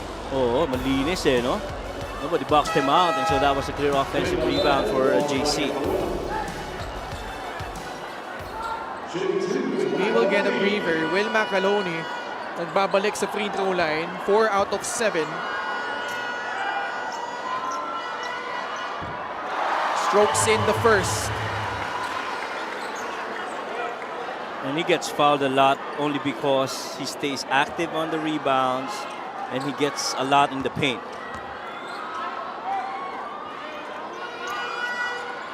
Will McAloney, 12 points and 14 rebounds. He gets a much-deserved breather here at the tail end of the third. Hamido comes in to spell him and provide some quality minutes to close out this period. Melencio using 2 screens. That familiar play, Manuel likes this matchup against Jamramito. He puts it up, no go. Robles snares down the board and another foul 90 feet away from the basket. Laban sa Pangasinan. And that coming off a battle for possession after that miss by Vic Manuel. Heatwaves right there running a little play that's called Finland, where you get a back screen and a pin down and a weak side guy going to the strong side post. That guy happens to be Vic Manuel, but they came up empty. Robles sinks in the first free throw. Well, Billy's been so vital, a piece for the Rice Vanguards. 2 for 2. 8 points for Billy Robles. Perfect from the line, still made all 6 of his attempts from the line. Now, Nueva Ecija goes small to match up dito sa Pangasinan. 18 seconds left in the third. Nueva Ecija clinging on to this 5-point lead. Lawrence Victoria, since he hit a free, has yet to get himself going. Now he drives. doesn't get the friendly bounce. Robles heaves it up. And the third quarter comes to a close. Nueva Ecija holding strong despite multiple attempts by Pangasinan to come back in this game. Highlights of the game brought to you by Sip Plus, the official hydration partner of the MPBL. Elevate your hydration. Well, contrary to the first two quarters where we've had both teams scoring a couple of threes, this time all the points have really come from either the paint or from the line. Really good interior passing for the Rice Vanguards, ending up with guys like Rob Celis and at certain points even Will McAloney, and even certain points itong si JC. But you know, Heatwaves really holding on well in this game so far against the Rice Vanguards. Bosbong approves dahil lamang ang Nueva Ecija ng 5 sa pagtatapos ng third period, 63-58.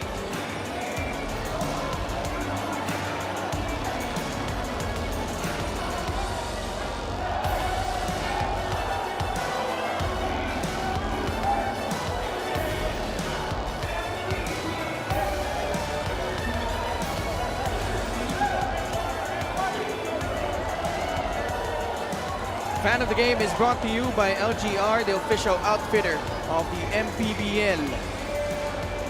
Happy to have you with us here Tuesday evening in Palayan City.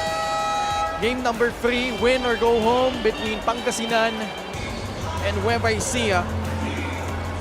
By the way, shout out and belated happy birthday to the wife of Coach Rizal Castro, Ma'am Erica Castro.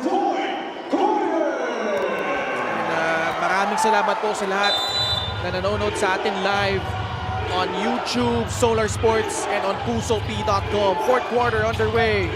Hesed Cabo returns for the Heatwaves. Quarter scoring. Nueva Ecija 21 points each in the 3 quarters. While Pangasinan got outscored in the first and third periods. Robles off the heel on that jumper. Alin Bulanadi. The crossover. Nice move. Counted. Plus a foul. Alin Bulanadi scores. Well, impressive finish by Alin Bulanadi.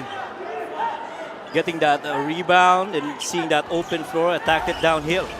Gixer, great move of the game. Born for greatness. At a certain point in time, you knew he was going to go back to that left hand, but nothing so much that Robles could do as si Alin Bulanadi already lifted for that layup make. Bulanadi, his free throw, will cut it to 2, 63-61. Billy Robles, Ryan Costello, Christian Manaytay, Byron Villarias, and Jammer Amito, the unit for Coach Don Dulay. Villarias, Amito up top. Hand off to Robles, guarded by Bulanadi. 8 seconds left on the shot clock. There you go. Villarias can't knock down that three. Has missed his last 3 attempts from the outside. And all those attempts, Ken, were open looks, no? He just couldn't knock it down. Byron locates Manaytay. One-on-one against... Oh, the up and under. What a move, but just could not convert. But Hamito there to stick it back in for Nueva Ecija. How about staying disciplined on your hope to get an offensive rebound? Jammer stayed in there, recovered that miss, and turned it into 2 points. Bulanadi bouncing it off to Vic Manuel, who spins in the paint, lays it up and in. The muscle man with 4 points. In game number 2, my big question was, why was Vic Manuel taking a lot of shots from the outside? Why was he getting touches from the outside? But that time around, he showed us, even if I get it on the outside, I still have handles to finish it off in the paint. So palpal si Hamito, si Alin Bulanadi. Robles sa loob. Hamito with back-to-back baskets. Lahat ng depensa ni Jammer Hamito, parang kung iisipin mo, parang naka-help talaga eh. Kaya naiiwanan siyang libre in that instance. Coach Don Dula is fired up after those 2 baskets by Jammer Amito. Now he's tasked to guard Vic Manuel.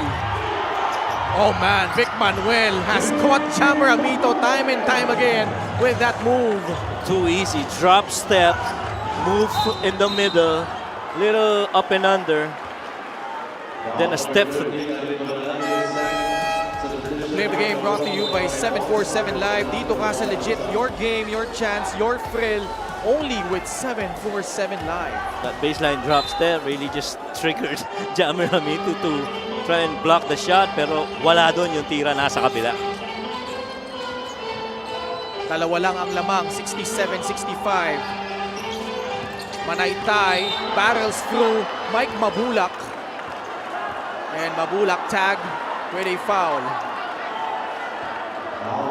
We've always thought of Christian Manaytay as, you know, a matchup wonder against the other forwards. But so far, the Heatwaves have done a good job of keeping him checked. With Mike Mabulak, Jory Napoles, Alain Bolinadi, those guys can really keep up with the footwork and the foot speed of Christian Manaytay. He misses the first free throw. Played just close to 8 minutes in total in game number 2. After coming away with 13 points in game number 1. Ako, ang mas concerned ko dyan dun sa performance ni Christian Manaytay. He had only 3 attempts. Just 1 out of 3 after going 6 in game number 1, where he shot, 5 of 6. Bolinadi will bring the ball down for the Heatwaves rather. Nasa loob na rin si Lervin Flores. Costello whistled for his 3rd personal foul. He's played a lot of minutes today. Ryan Costello. Bolinadi. Back to Gabo. Manuel sizing up Chamramito again. Vic Manuel will earn himself 2 free throws. And after struggling in the first half, beginning to find his rhythm here in the 4th. Kung merong isang bagay, Ken, na sisimulan mo doon sa regular season game nitong Pangasinan Heatwaves at saka nitong Rice Vanguards, yung single coverage kay Vic Manuel, especially down in the crucial quarters, has proven an advantage for the Heatwaves. And right now, the Rice Vanguards still choosing a single coverage against Vic Manuel down on the low block, which Coach Jerson Cabiltes is really trying to exploit.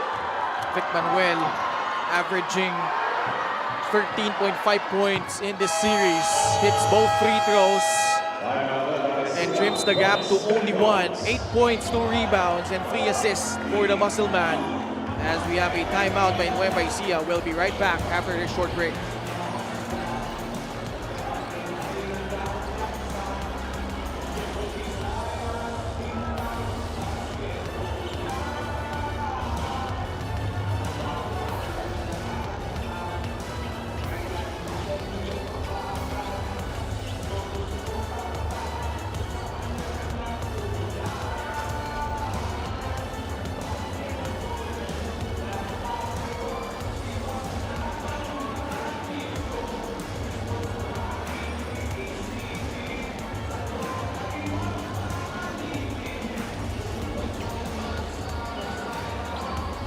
Will McAloney with another sterling performance. 12 points, 15 rebounds. 2nd consecutive double-double for Will Mac. And 5 sa 15 rebounds na yan, nanggagaling sa offensive rebounds. So that to me is a good follow-up to, you know, his 10 and 9 rebounds in game number 1 and number 2. By the way, quick shout-out lang sa class advisor nung Isle Gold ng Santa Cecilia, si Ma'am Nona Grafane. Pinapasabi ng patikan nating game announcer na si Richard Tampos. Nanonood din, ha? Mga ibang mga taga-ibang team. Coach Jeff Perlas, Bonsubre, Jun Bonsubre is also watching, and even Coach Warren Capitan of Batangas, who they will have a really good game. Manuel for the lead, lays it in. Vic Manuel has produced 8 of his 10 points here in the 4th period. But crucial baskets, very important for Vic. This time Robles takes the free. Sasablay. At bola nakuha ni Lervin Flores. Pangasinan making their run here in the fourth. Magsanhan will direct traffic here. Gives it up to Hesed Gabo. Working with Vic Manuel. Manuel, the catch. The kick out. Bulanadi, shot fake. Draws closer, leaning in. And McAloney doubles up his 16th rebound. Robles, may buelo. Pinasa palabas. Villarias, catch and shoot free. Still no go. My, all those 4 attempts for Villarias have been really good looks. Really couldn't find the bottom of the net. Under 6 minutes remaining. Gabo. The switch. The pass to Bulanadi. He drives again. Dumps it down low to Flores. 4 seconds left under shot clock. Bulanadi rising up for the jumper. Tapigan ng bola. It will end up with Christian Manaytay and a foul whistled against a Heatwave. But you see how Vic Manuel, as he gets relief right now, continues to be active in going after the offensive rebound. Kahit sino tumitira ang kakampi niya, you always see him inside the paint trying to contest, you know, offensive possession for them in the hope of getting one more crack at the basket. Manuel will earn himself some rest here, but expect a short one. 5 minutes and 30 seconds left here in the fourth. JV Marcelino can't turn the corner. McAloney. Binigay muna kay JC Marcelino. Rob wants it. Celis with 5 on the shot clock. Matched up against Jory Napoles. 2 seconds left. Celis will not get it off in time. What a defensive stand by Jory Napoles.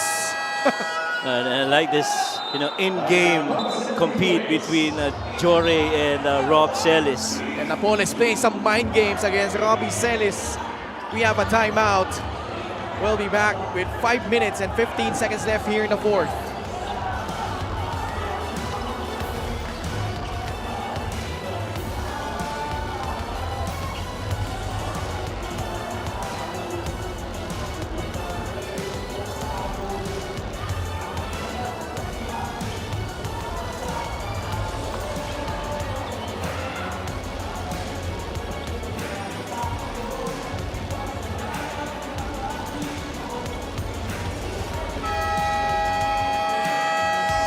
Jory Napoles coming alive here in the second half. 13 points in total to go along with 6 rebounds and 2 steals. Well, boy, did he come up, you know, pretty big here in the second half. Medyo struggle ng konti doon sa mid of the second quarter, pero ang ganda ng recovery at balik ng isang Jory Napoles. Enough for him to be, you know, a vital contributor for the Heatwaves. Only 3 points and 3 rebounds in game number 2. Coach Gerson Cabiltes. You know he's hell-bent on getting another one here on the road in Palayan City to knock off his former team, the one that they piloted a championship back in 2022. Alam mo, close yung game. Kung sa mga ramdam mo, medyo slight momentum sa side ng Heatwaves. Galanza turns around. Shot will roll out. Celis comes away with it for Nueva Ecija past the halfway point of the fourth quarter. And the reason that we say that is that they look more, in my opinion, organized, at least in the last few possessions here in the fourth. JV tried to skip it to JC. Able to catch it, leaning in, backs it in, and gives the lead back to Nueva Ecija. Field goals have been few and far in between para dito sa Rice Vanguards in the fourth quarter, and thankfully that shot went in after those consecutive missed threes from Villarias. 11 points for JC Marcelino. Napoles drives baseline, and he was fouled. I don't know about that. Much to the chagrin of the Novoeicianos. And again, I'm just saying that based on how I saw it. I mean, that was a good help on that layup attempt. And to me, that was all ball.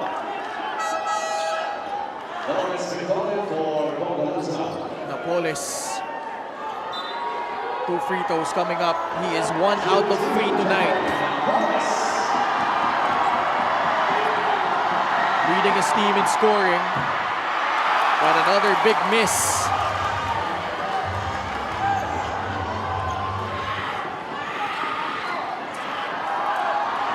This one at least to tie it up. Free throws have been plenty for both these squads. Napoles though, coming up empty on that trip. But he makes up for it by coming away with a steal. Wow. Gabo in transition. One more. Bulanadi to Vic Manuel. He takes the free. No good. So that was the right pass. Medyo a little bit on timing off lang, no? Under 4 minutes left in the fourth quarter. JC Marcelino using that McAloney screen. He will lose it. No, it's a jump ball. Possession arrow pointing to Nueva Ecija. Thankfully, that possession stays with the Rice Vanguards.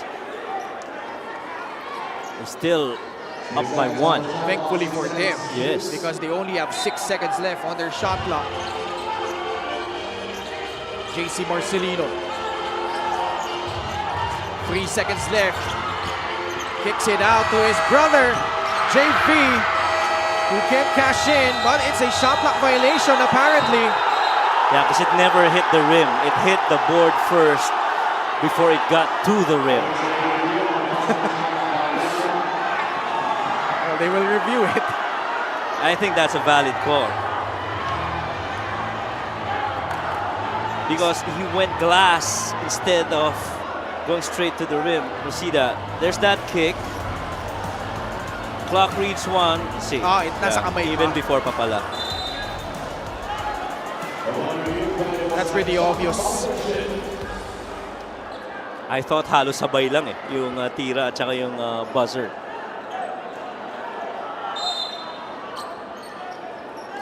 Three and 36 seconds left. Game number 3.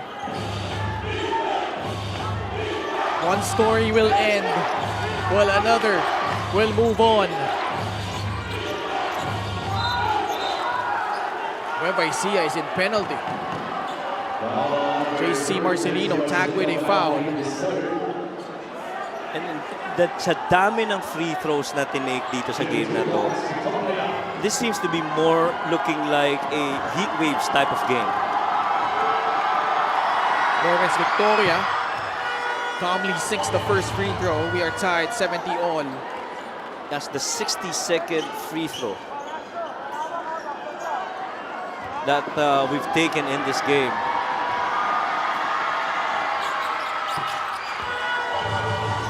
Lead changes and 12 deadlocks in this game. That's how close it has been. Pangasinan reclaims the lead. JC Marcelino will take his time against Hesed Gabo. Same action. McAloney, the screen up top. They swing it to JV Marcelino. He drives, leaning in, and he gets the basket to drop. So far, the last couple of baskets have all come from the Twins. None so far from Will, none from Rob, and even Byron. This was where men separate themselves among boys. Manuel, the muscle man, this time matched up against Will McAloney. 4 seconds left on the shot clock. Bulanadi to bail them out. It will bounce out, and a rebound controlled by JC Marcelino. That was a huge rebound for the Rice Vanguards. Bulanadi had a good look, but they secured that rebound. McAloney providing the screen. Kick out pass, JV for 3!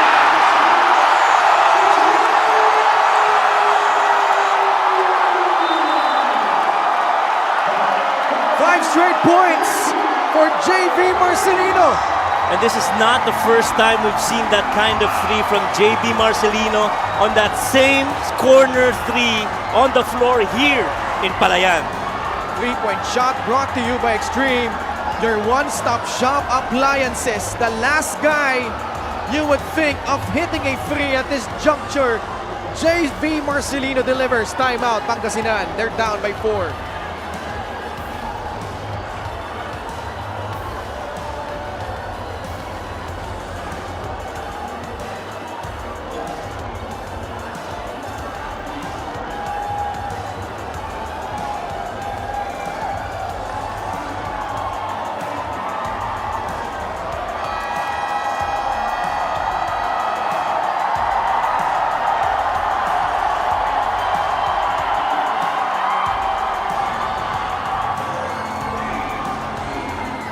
Moisianos about to erupt as JV Marcelino coming up with big plays.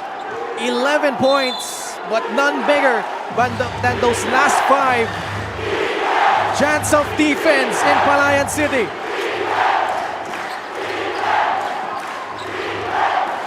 Alin Bulanadi. Stolen away by Villarias. Ahead is Robbie Celis. He will lay it in. Nueva Ecija is up by 6.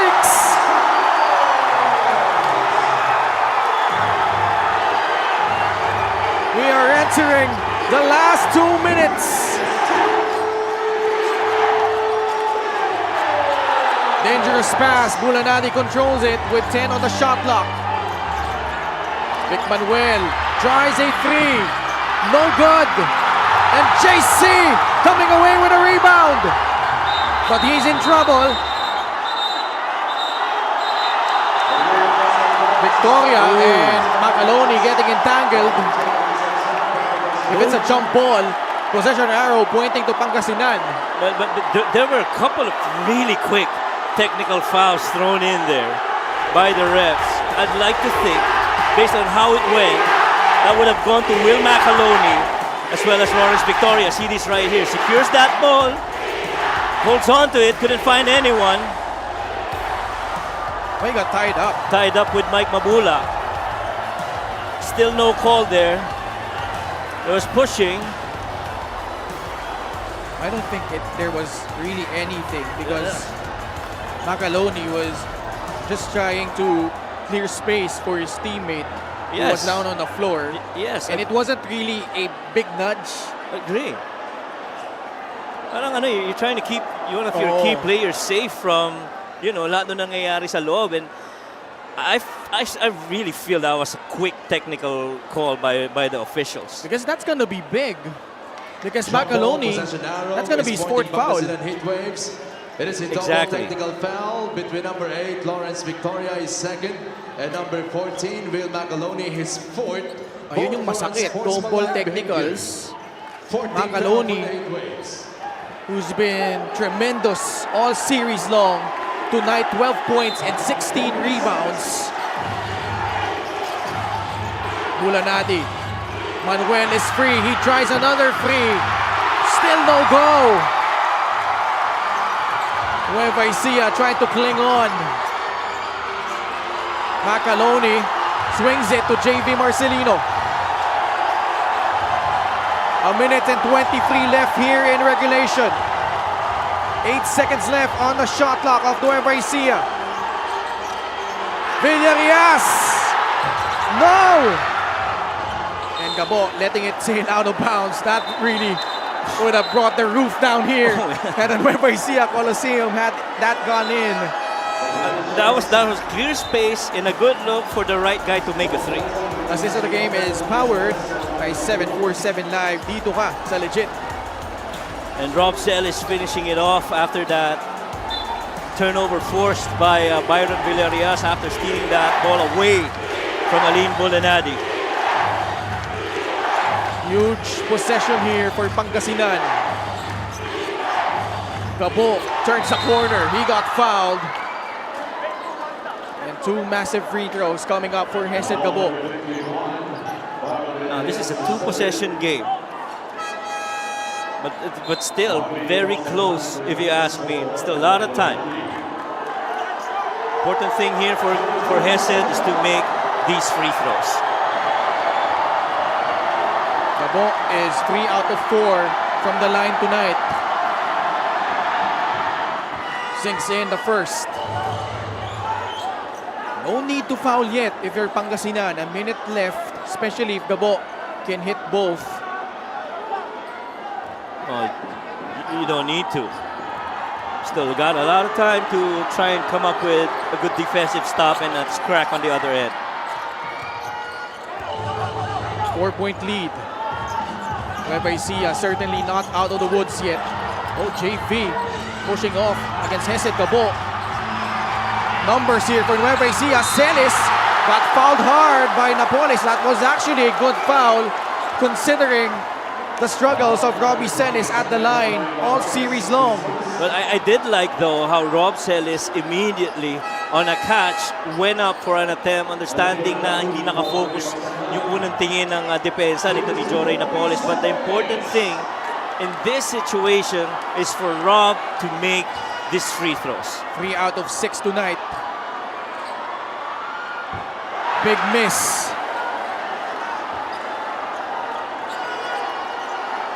Bosbong on the edge. He is now standing up. Nueva Ecija has missed 10 free throws, 24 of 34. Celis rattles in the second. 78-73. Still a lot of time if you're Pangasinan. Gabo. Both teams in penalty. There's a Gabo, he drives, he kicks it out. Vic Manuel, high arcing free, it's good! Lead down to 2. Rob, they tried that numerous of times earlier, but this time Vic sinks it. And Pangasinan almost coming away with a steal. They will review it. Coach Gerson pleading his players to come back on the bench. Look at that drive by Hesed Gabo on that kick weak side. We've said it earlier, that side of the floor for us three has been friendly for the Heatwaves, and it's still the same result here in this crucial part of the fourth quarter. Let's see which player touched it last. This is gonna be a big call. Now the important thing, if you're Pangasinan, if in the event it stays with Nueva Ecija, you're just down by 2. You just need one more stop. One stop, that's right. No need to foul. You gotta go for the stop first.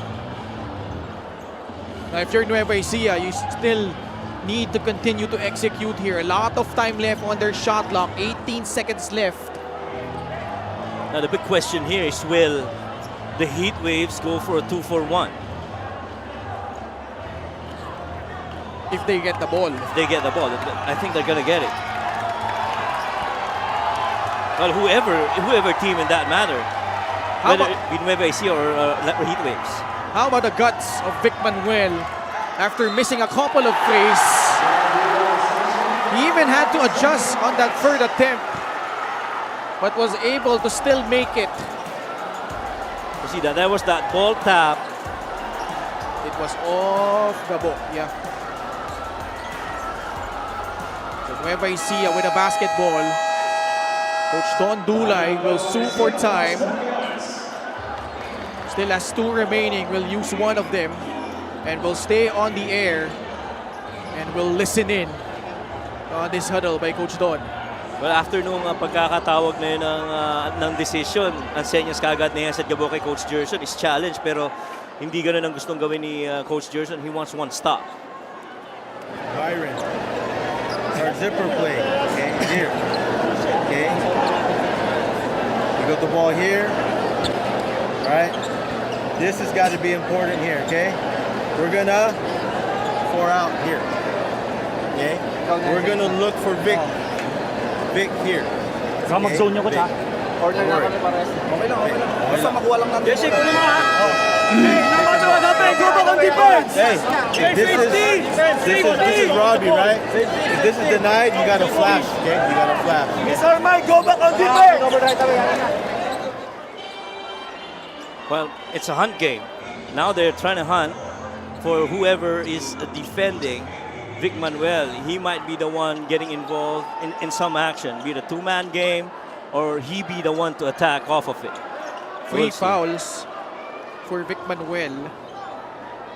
And they've been successful with that high pick and roll action between JC Marcelino and Will McAloney. Daming breakdown sa defense ng Pangasinan here in the fourth. They're having trouble inbounding it, and it's Bong Galanza intercepting that pass. Galanza all the way! We are tied at 78 all! Major miscue off that inbound for the Rice Vanguards. Didn't have anyone free. Rob Celis was right there, but he got fronted, and that skip, what a timing on that deflect by Bong, and just the presence of mind to go ahead and finish it despite the defense of JC. That was big. Bong Galanza has struggled all series long, making a big play on the both sides of the floor. Another timeout by Nueva Ecija. Well, we weren't able to catch on that timeout by Nueva Ecija. But to your point, Coach Mike, naging 2 for 1 because of that quick steal and basket by Bong Galanza. So for Pangasinan, one good stop. And if they secure the defensive rebound, they have the chance to close it out here in Palayan City. Precisely, Ken. And so this is important for the Heatwaves to remember you do not need to foul. 5 on the floor for Nueva Ecija, the Marcelino twins, Byron Villarias, Robbie Celis, and Will McAloney. 14 seconds left on their shot clock. Zipper action, muffed. Oh, Manuel, not a good foul. Oh, man. They are in penalty. Oh, wow. Something they did not need. And look at the clock. Because at this point, it now becomes possible 2 for 1 for the Rice Vanguards. McAloney with a clutch free throw. Sniper de Mexico, nanonood na. Pati si Javi Palanya. Si Apports. Apports. McAloney with another monstrous performance. 14 points and 16 rebounds. Coach Gerson Cabildes burning his final timeout. Well, if they advance the ball, Ken, there should be enough time for them to execute anything. And so far, let's remember, they've been successful with Vic and Joray handling the ball. 34 seconds left. Let's listen in. Mag-automatic choke yung mga yan. Okay? So relax tayo sa quick double. Walang pausan! Good possession! Walang pausan!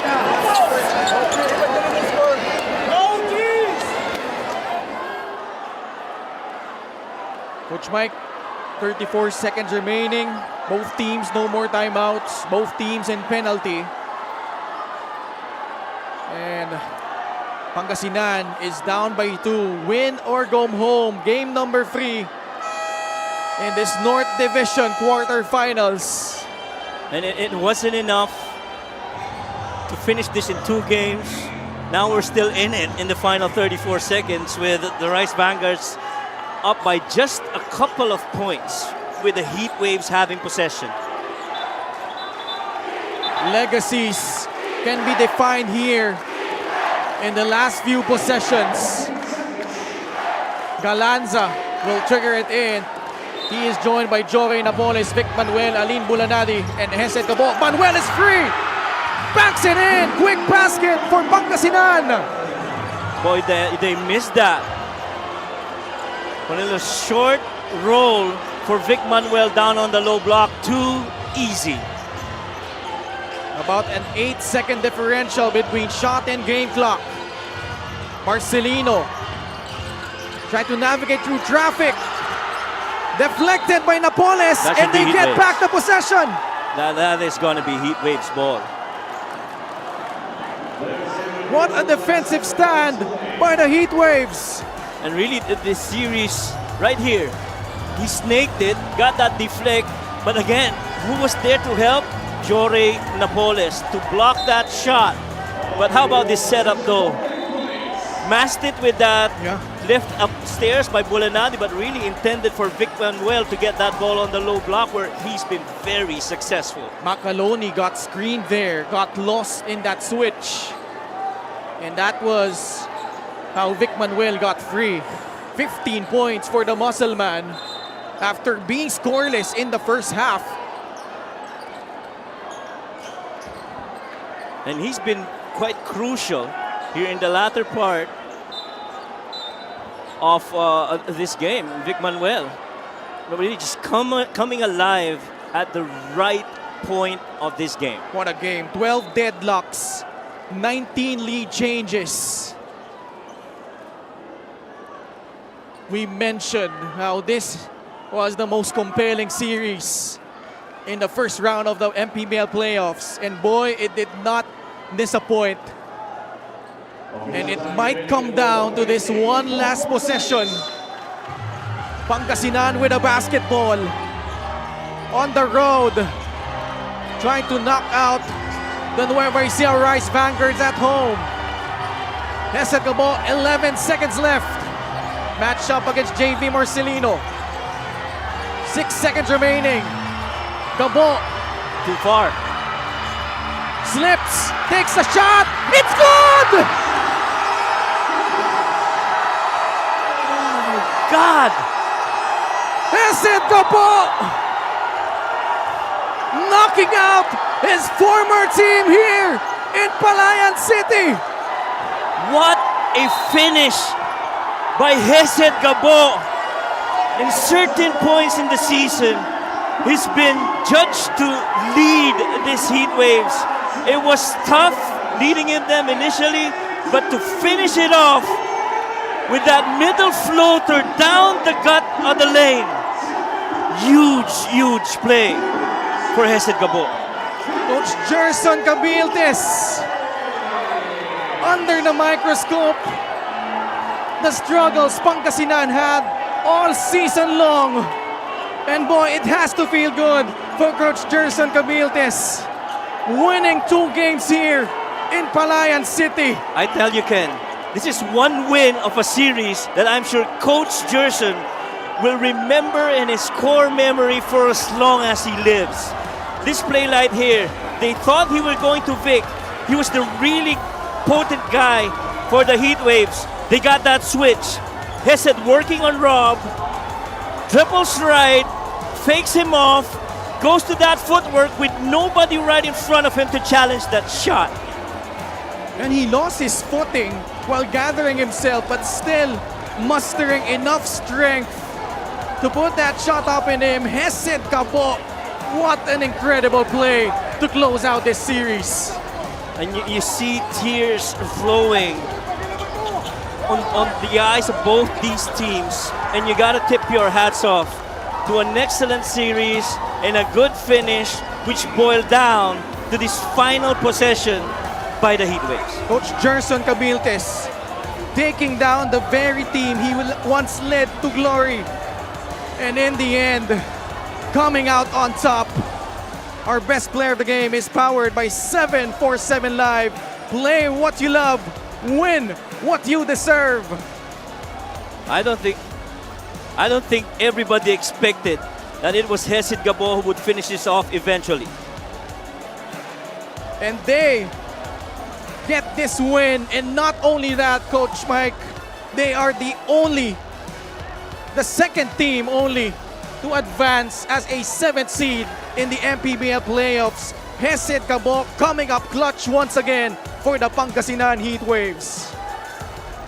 What a story for Pangasinan, who went all the way through the play-in, had to dig deep. And Nueva Ecija was up by 5, but Pangasinan clawing their way back, chipped in, never gave up. And a stunner here in Palayan City, defeating Nueva Ecija, knocking them out of the playoffs 82-80. Let's go courtside to Mika. Maraming salamat. Congratulations, Hesed. Maraming pwede sabihin, maraming pwede tanungin. Pero nakita kita kanina in the last few seconds of the game, hawak mo yung sahig ng court na to. You were probably thinking of something very important, but ang gusto ko lang malaman, kamusta ka pagkatapos ng napaka-importanting laro ito? I'm just happy we got the win. First of all, I want to thank Coach Gerson sa tiwala. Sabi niya sa akin kanina, pag nakuha ko yung bola, sabi niya sa akin, sa'yo na. Hesed, I mean, you honestly owned the series, no? Game 1, 2, and 3, lahat ng tiwala ni Coach Gerson sa'yo, pinalitan mo. Pero, I know you. You're a very team player. So I wanna ask, what do you wanna tell the rest of your team as the captain? I just want to thank my teammates. Nag-usap-usap kami before the game na maglaro kami without emotions, na maglaro kami with energy, and hindi magagawa ng isang tao to. Magagawa lang namin to kung magtutulong-tulong kami, at magagawa lang namin to kung magkakaisa kami. Hesed, what do you wanna tell your family, your friends, at lahat ng sumusuporta sa Pangasinan?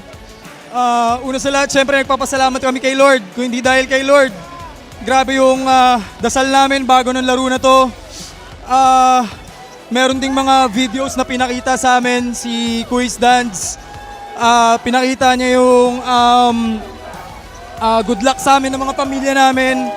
At syempre nagpapasalamat ako sa lahat ng mga taong tumulong sa akin para mag-prepare sa laro na to. Kay Coach Paul, kay Coach Pat ng Better. Syempre sa pamilya ko, kila mama, kila papa, sa mga pamilya ko sa Kuyo, sa Bacolod. Birthday din ni Coach Noy, birthday ni Coach Harold, birthday ni Coach June. At thank you. Alright, maraming salamat, Hesed Gabo. This play of the game is powered by 747 Live. Play what you love and win what you deserve. At ngayon, kasama ko ang coach na nanalo sa series na to. Walang iba kung hindi si Coach Gerson Cabiltes. Coach, the one series that you wanted to win so much and you got it. First, just thankful to the Lord. It's God's grace that we won this game, and we offered this game, we offered this win to Him. And regarding that question, it just so happens that we're facing Nueva Ecija in the quarterfinals. Kung sino man yung opponent namin, we're still gonna play our hearts out. Just so proud of the boys. They didn't give up. We're down 5 or 6 with a minute and a half to go. And I told them it's not yet finished. So they just keep on playing, defend, and we played as team. And we look for the open man towards the end. And we executed well. After a timeout, we tied the game. I told them that wala nang timeout in Nueva, so we just need to stop. Whatever happens, ubusin yung oras. And I told Gabo to take the last shot. At yun ang nangyari, Coach. Coach, I'm very much aware there were a lot of motivational styles for this series. But you will be facing another familiar foe in the second round, the San Juan Knights. Coach Alex Angeles, Orlan Wamar Jr. and the rest. Ano ang mga susunod na plano, Coach? First thing first, yung San Juan, they're an elite organization. They have been into the North Finals each year. So we hope we could end that streak this year. And since 2023, I have lost 4 straight against them. So we're gonna prepare hard for them.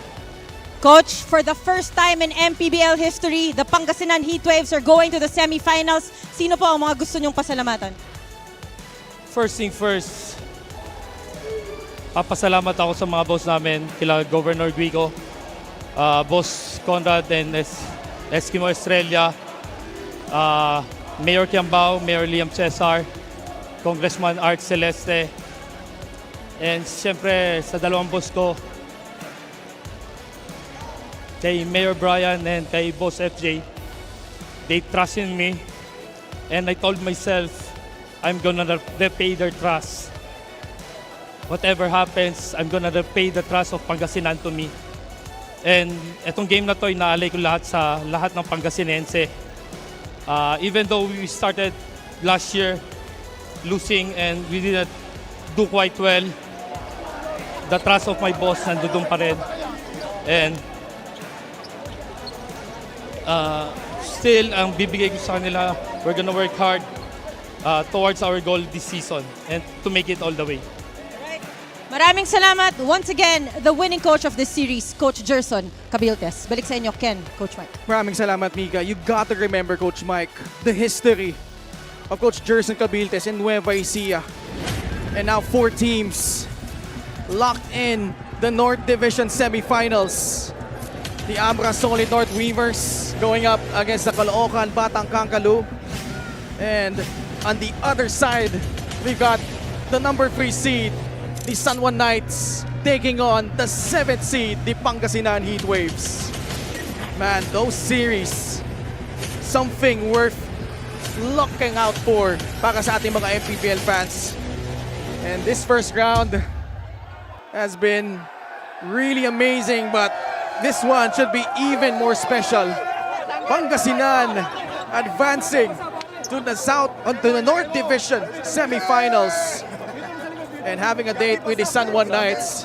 And again, the history of this rivalry. Coach Gerson, once the coach, won a championship back in 2022, fell short against San Juan in 2023, and a new coach the following year.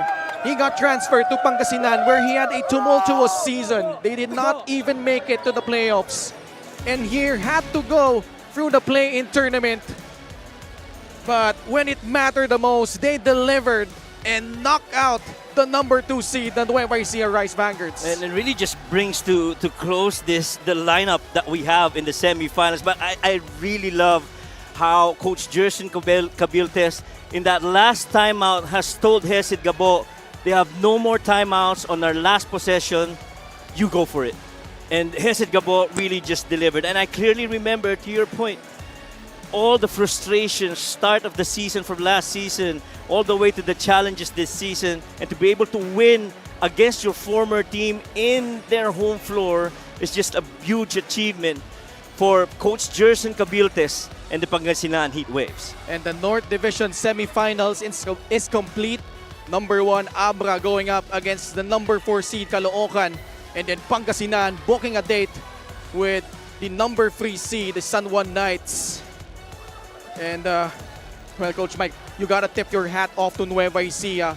A stellar season. Started the year 18-0. Just 2 losses for the entire elimination round. But just coming up short against a pretty determined Pangasinan Heatwaves. Knocking them out. Pangasinan, itong Nueva Ecija, they advance to the North Division semifinals, winning both games in Palayan City in a place that for some other teams, it was so hard to win in this building, but they did it and they move on to the next round. Di pa po tayo tapos in the first round.